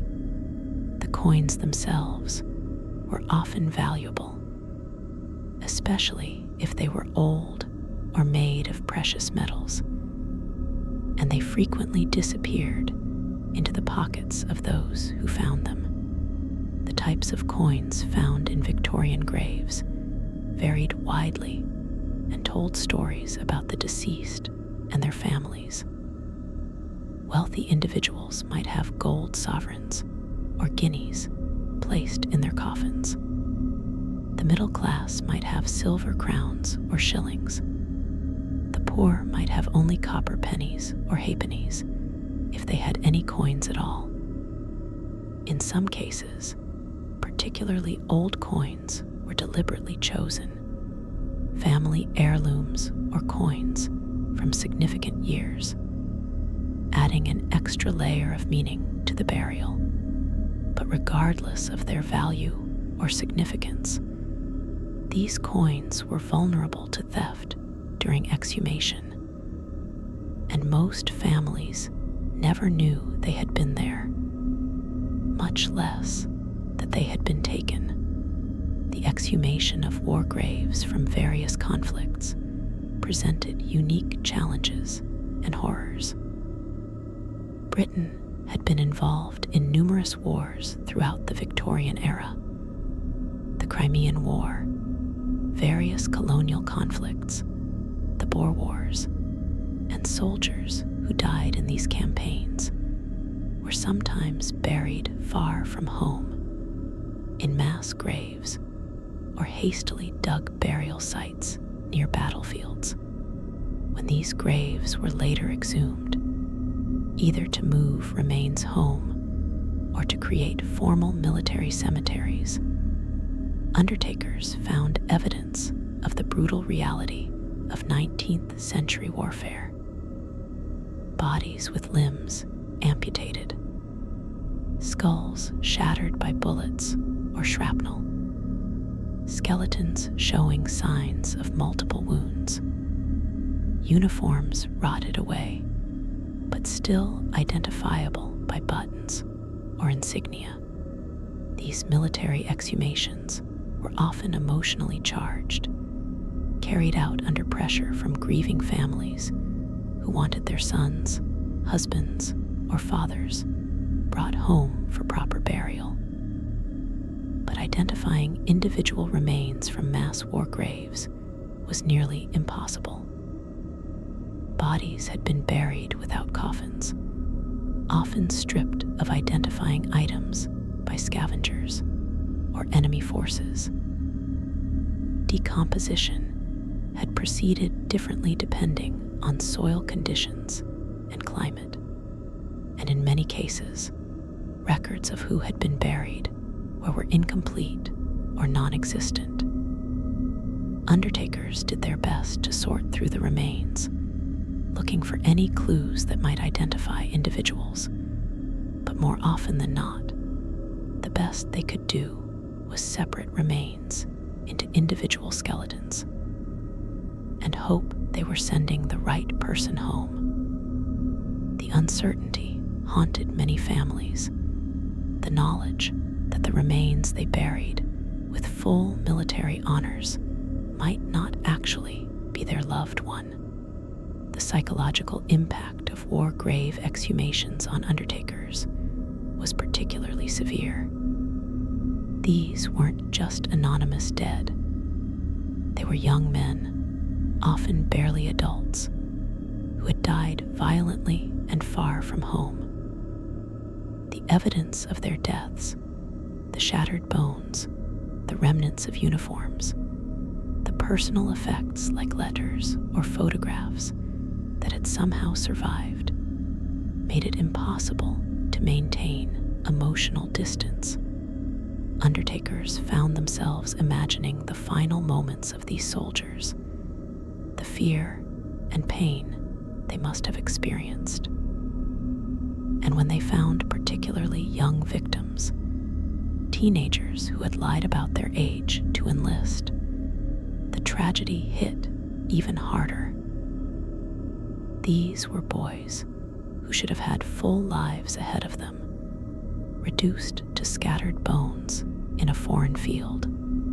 The exhumation of maritime disaster victims presented another category of disturbing work.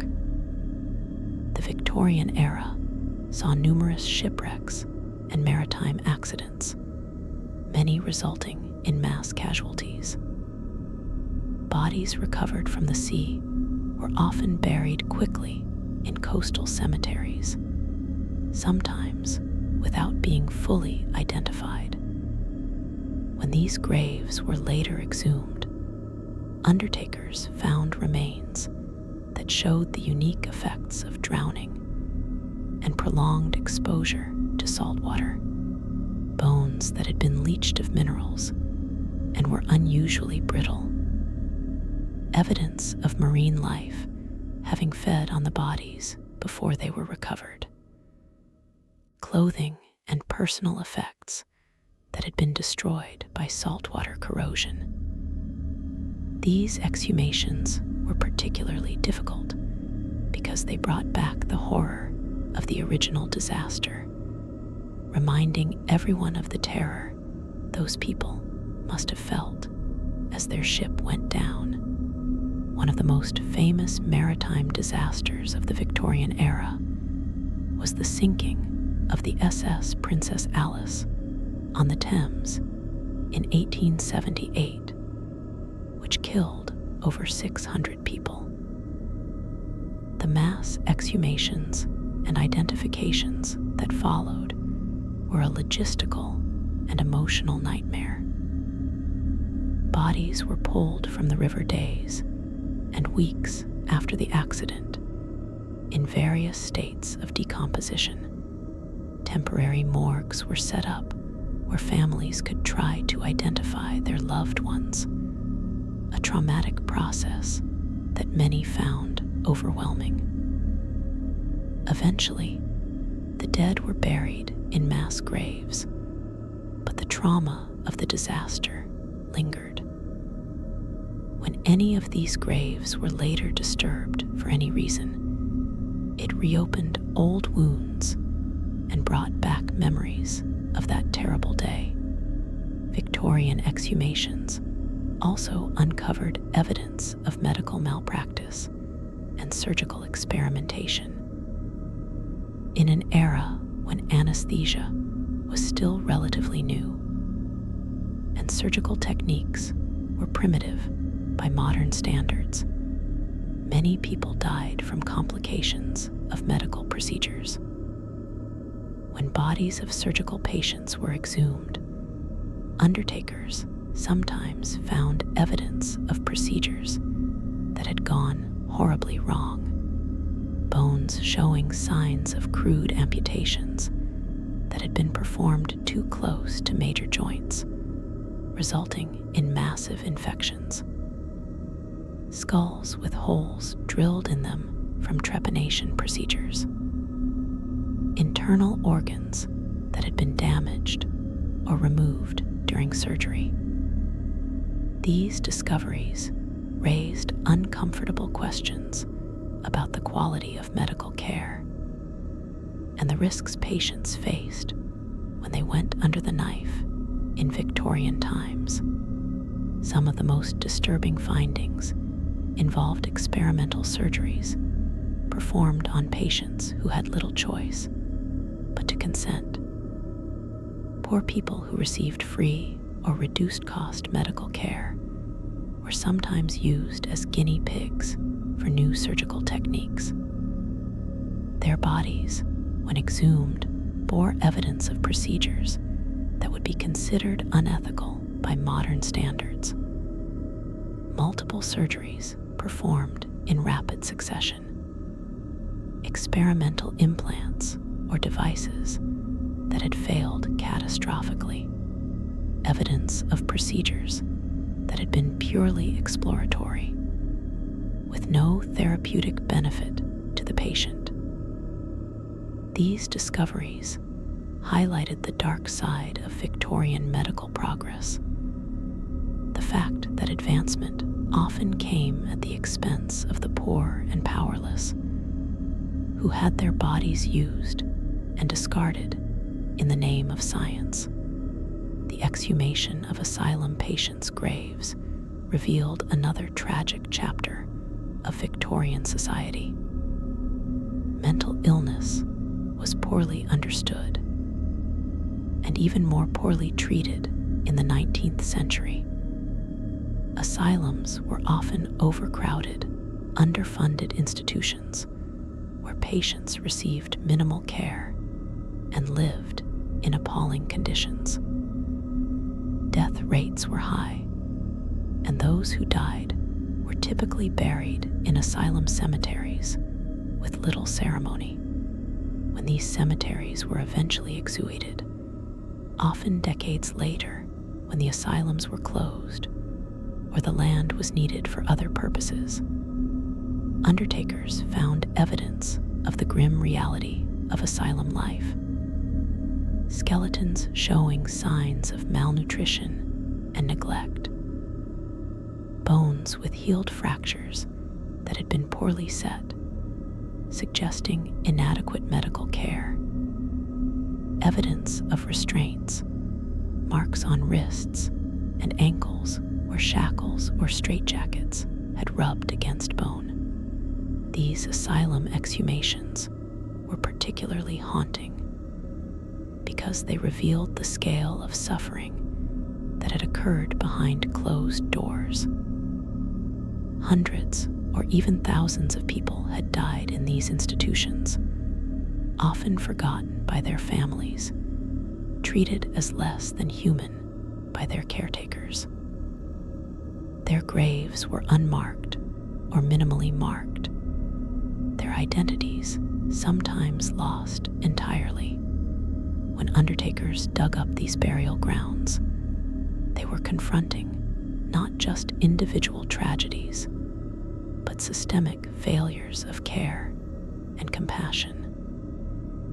The work was emotionally exhausting, and many undertakers reported feeling haunted by these particular exhumations long after they were completed. There was something uniquely sad about the asylum graves, a sense of lives wasted and suffering unacknowledged. The practice of creating ossuaries from exhumed remains was another aspect of Victorian death culture that undertakers had to deal with. When cemeteries became overcrowded and graves needed to be reused, the bones from multiple exhumations were sometimes collected and stored together in dedicated structures called ossuaries or charnel houses. These were essentially large vaults or buildings where skeletal remains were stacked and stored, sometimes in decorative arrangements, other times simply piled up. The creation and maintenance of ossuaries involved careful handling of thousands of bones, sorting them by type, sometimes cleaning and treating them to prevent further decay.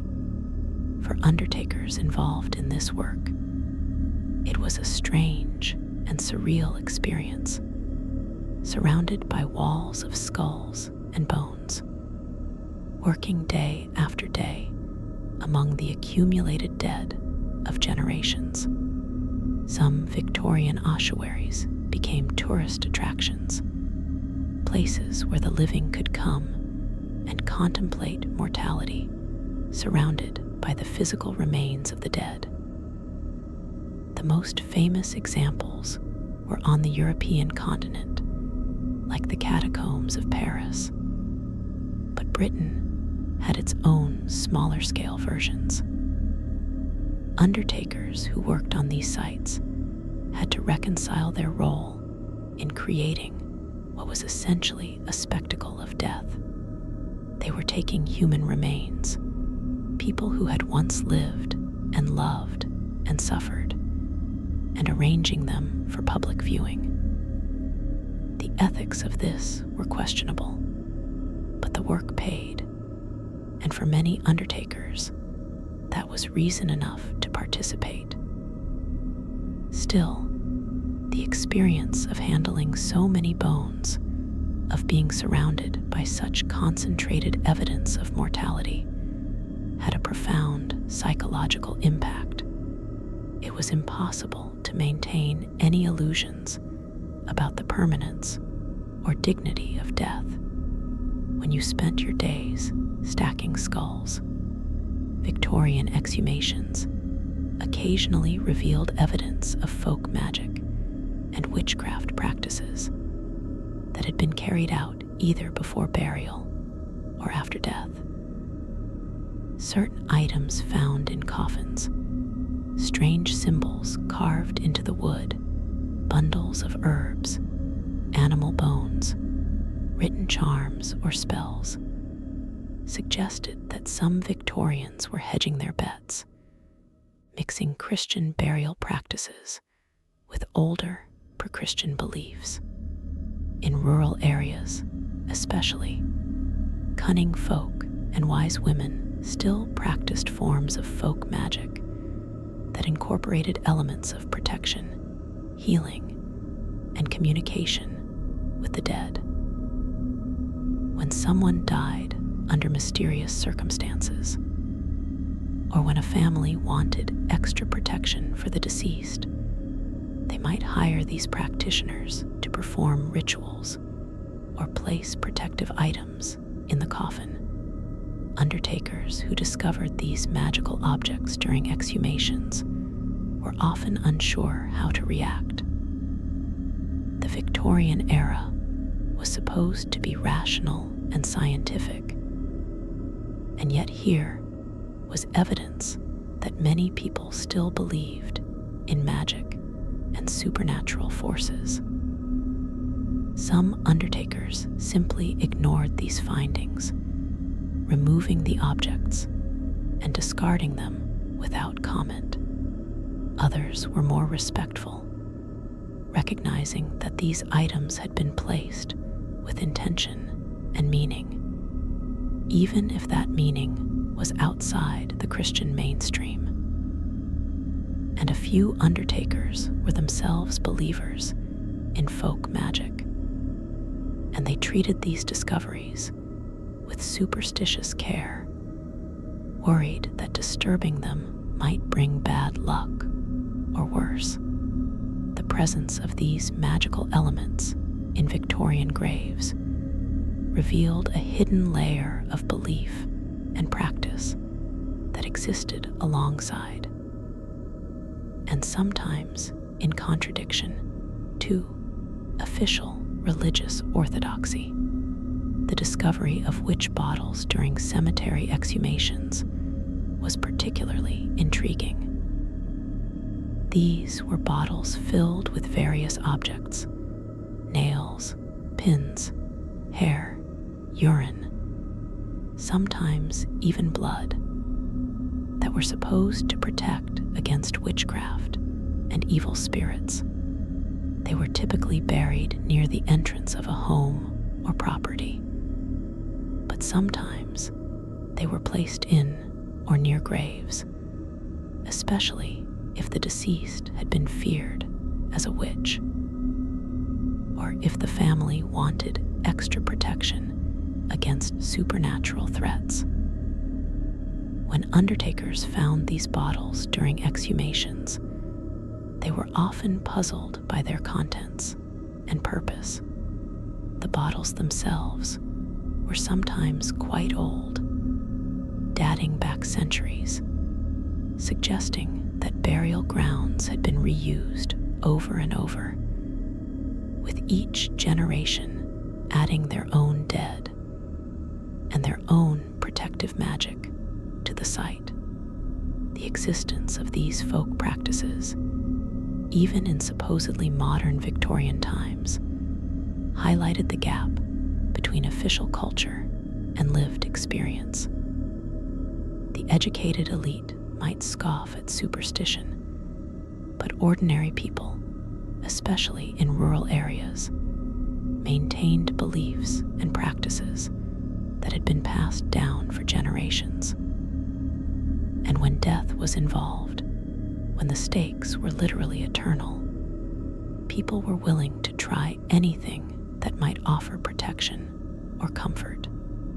Undertakers, working at the intersection of the living and the dead, were witnesses to this hidden world of belief, even if they didn't always understand or acknowledge what they were seeing. Victorian exhumations also brought to light the practice of double coffins, where a body was placed in one coffin, which was then placed inside a larger, outer coffin. This was typically done for wealthy individuals whose families wanted extra protection against grave robbers, or simply wanted to display their wealth and status through elaborate funerary arrangements. When these double coffins were exhumed, the process was more complicated and time-consuming. The outer coffin had to be opened, then the inner coffin, and sometimes there were additional layers of lead lining or hermetic seals that had to be breached. The body inside was often better preserved than those in simple coffins, but the act of opening multiple layers felt increasingly invasive, like unwrapping a precious but forbidden gift. The contrast between these elaborate burials and the simple, cheap coffins of the poor was stark and impossible to ignore. An undertaker might spend hours carefully opening a wealthy person's multi-layered coffin arrangement, treating each element with respect and care, only to turn around and roughly exhume a dozen pauper graves in the same amount of time. The inequality was built into the very structure of the work, and it created a kind of cognitive dissonance that many undertakers struggled with. Were they supposed to treat all the dead with equal respect? Or were they supposed to acknowledge the class divisions that persisted even in death? The answer was never clear, and most undertakers simply did what they were told, giving more time and care to the wealthy and rushing through the poor, perpetuating the inequalities of Victorian society even as they excavated its dead. The emotional toll of Victorian exhumation work sometimes manifested in unexpected ways. Some undertakers developed obsessive behaviors, checking and rechecking their work, worried that they had missed something or made a mistake. Others became emotionally numb, detaching completely from the human reality of what they were doing and treating the work as purely mechanical. And some developed dark, morbid fascinations with death and decay, seeking out more and more disturbing exhumations, drawn to the horror even as it traumatized them. These psychological responses were not understood or addressed in Victorian times. Mental health support was virtually non-existent for workers in any profession, much less one as stigmatized as grave work. So these men suffered alone, or self-medicated, or simply broke down when they could no longer cope. There were also cases of undertakers who became advocates for the dead, using their insider knowledge of exhumation practices to push for reforms. They spoke out about the theft of valuables from graves, the desecration of burial sites, the poor treatment of pauper remains. They called for better regulations, more oversight, and greater respect for the dead regardless of their social class. These reformers faced significant pushback from colleagues who didn't want increased scrutiny, and from authorities who were comfortable with the status quo. But their efforts did lead to some improvements over time. Better record keeping, more stringent licensing requirements for undertakers, and increased penalties for grave robbery and desecration. These changes didn't solve all the problems, but they represented a step toward treating the dead with more dignity and respect. The legacy of Victorian exhumations continues to this day. Many modern cemeteries still contain remains that were exhumed and reburied during the Victorian era, sometimes multiple times. The records of these movements are often incomplete or lost, meaning that we can't always be certain who is buried where. This has implications for genealogical research, for legal matters involving estates and inheritance, and for the simple human desire to know where our ancestors are laid to rest. The Victorian practice of overcrowding graves, of reusing burial plots, and of conducting frequent exhumations created a tangle of remains that may never be fully sorted out. In a sense, the chaos and confusion of Victorian death culture has been permanently embedded in the burial grounds of that era. Modern archaeologists and historians who work on Victorian-era cemetery sites encounter the evidence of these past exhumations regularly. They find graves that have been disturbed multiple times, remains that have been moved and removed, coffins that show signs of repeated opening and closing. These discoveries provide valuable insights into Victorian death practices and social structures, but they also raise ethical questions about whether we should be disturbing these graves yet again, even in the name of research and education. The dead have already been through so much. Is it right to exhume them once more? There are no easy answers, and the debate continues within the fields of archaeology, anthropology, and cemetery studies. The Victorian exhumation workers themselves are largely forgotten now. Their names are not recorded in history books. Their stories are not told in museums. They were working-class men doing a job that nobody wanted to think about. And when they died, they were buried with as little fanfare as the countless bodies they had exhumed during their careers. Some ended up in paupers' graves themselves, having spent their lives handling the dead for minimal pay and no recognition. Others drank themselves to death, unable to cope with the trauma and finding no other escape. A few lived long lives and passed on their experiences through oral histories to family members, creating a small body of first-hand accounts that give us glimpses into their world. But mostly, they disappeared into history, as anonymous and forgotten as many of the bodies they exhumed. And yet their work shaped the Victorian death landscape in profound ways. Every cemetery reorganization, every medical advancement based on cadaver study, every criminal conviction obtained through exhumation and autopsy bore the fingerprints of these unnamed workers.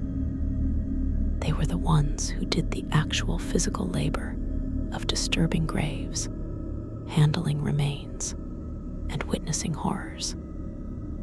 They made Victorian death culture possible, even as that culture ground them down and discarded them. There's a tragic irony in that.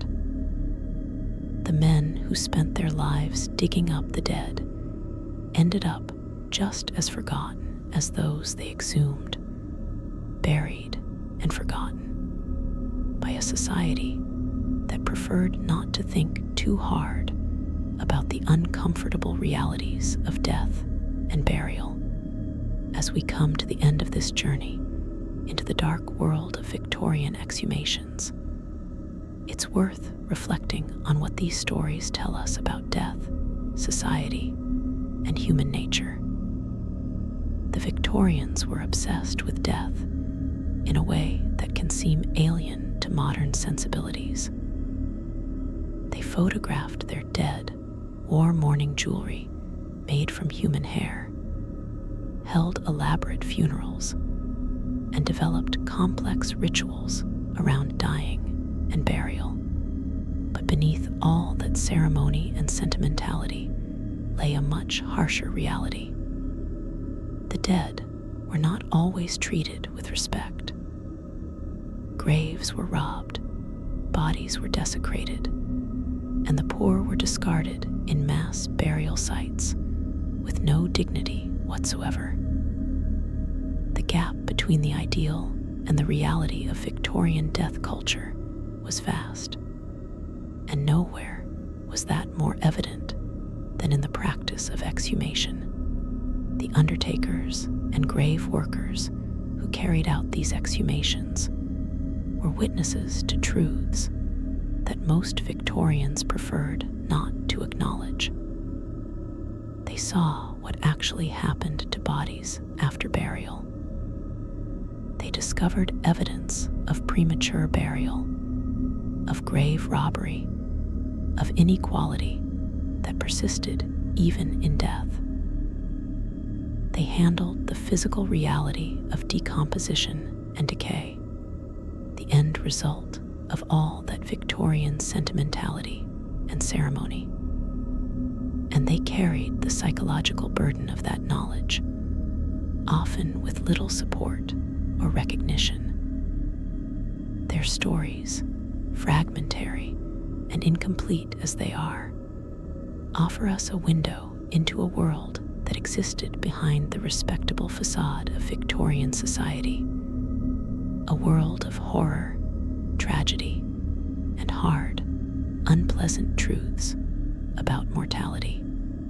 In the end, what Victorian exhumations revealed was not just what happened inside coffins after burial, but what human societies do to their dead and to each other. They revealed inequality, exploitation, superstition, fear, and the eternal human struggle to find meaning and dignity in death.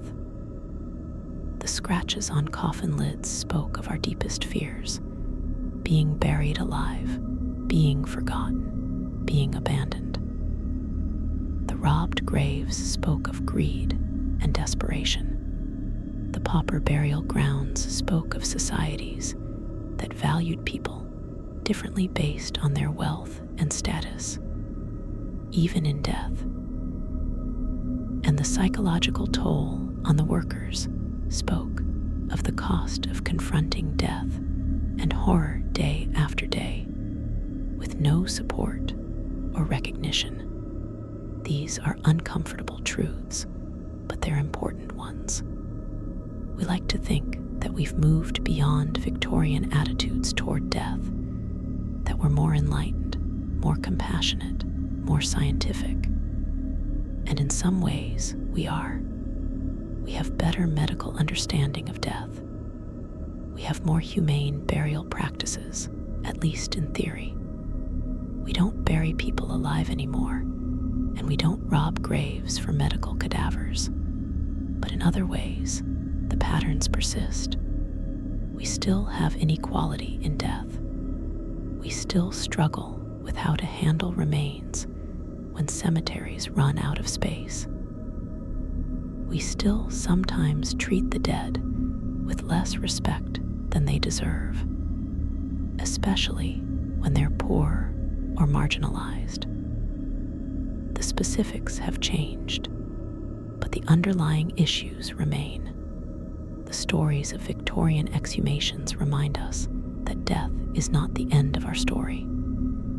What happens to our bodies after we die, how we're treated, remembered, and respected matters. It matters to the living who grieve us. It matters to society as a reflection of our values. And perhaps, in ways we don't fully understand, it matters to the dead themselves. The Victorian exhumation workers, with their traumatic experiences and forgotten stories, understood this better than most. They knew that every body they dug up had been a person, someone with hopes and fears, someone who had loved and been loved, someone who deserved better than to be yanked from their grave and handled carelessly. As you drift off to sleep tonight, perhaps you'll think about these Victorian undertakers and the horrors they witnessed. The scratched coffin lids and the twisted bodies, the robbed graves and the mass burial sites, the endless cycle of digging, discovering, and reburying that characterized Victorian exhumation work. It's dark material, certainly, but there's something almost meditative about contemplating these historical horrors from the safety of your comfortable bed. They remind us that we're alive, that we're safe, that the worst has not happened to us. And they remind us to be grateful for the progress we've made, imperfect as it is, in how we treat our dead and how we understand death itself. The Victorian era was a time of contradictions, progress and poverty, science and superstition, elaborate ceremony and brutal reality. Nowhere were these contradictions more evident than in the treatment of the dead and the practice of exhumation. The workers who carried out this grim task paid a heavy psychological price, and their stories, while largely forgotten, deserve to be remembered. They witnessed the truth behind Victorian death culture, and they carried that burden so that the rest of society didn't have to. In remembering them, we honor not just their work, but all those whose labor and suffering remain invisible. The countless people throughout history who did the difficult, dirty, and traumatic jobs that kept society functioning, even as it broke them in the process.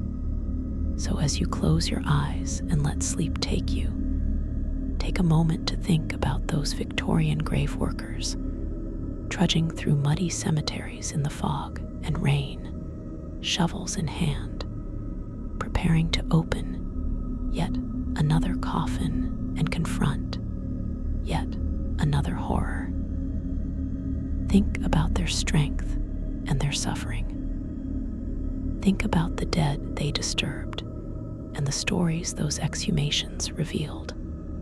And perhaps say a quiet thanks that you live in a time and place where your final rest is unlikely to be disturbed, where the dead are generally left in peace, and where the horrors of Victorian exhumations are, for most of us, just stories to help us drift off to sleep. Rest well, knowing that the dark lullabies of history, as disturbing as they are, have already been sung. The graves have been opened and closed. The dead have told their tales, and now it's time for you to rest, undisturbed, in the peace that those Victorian souls never quite found.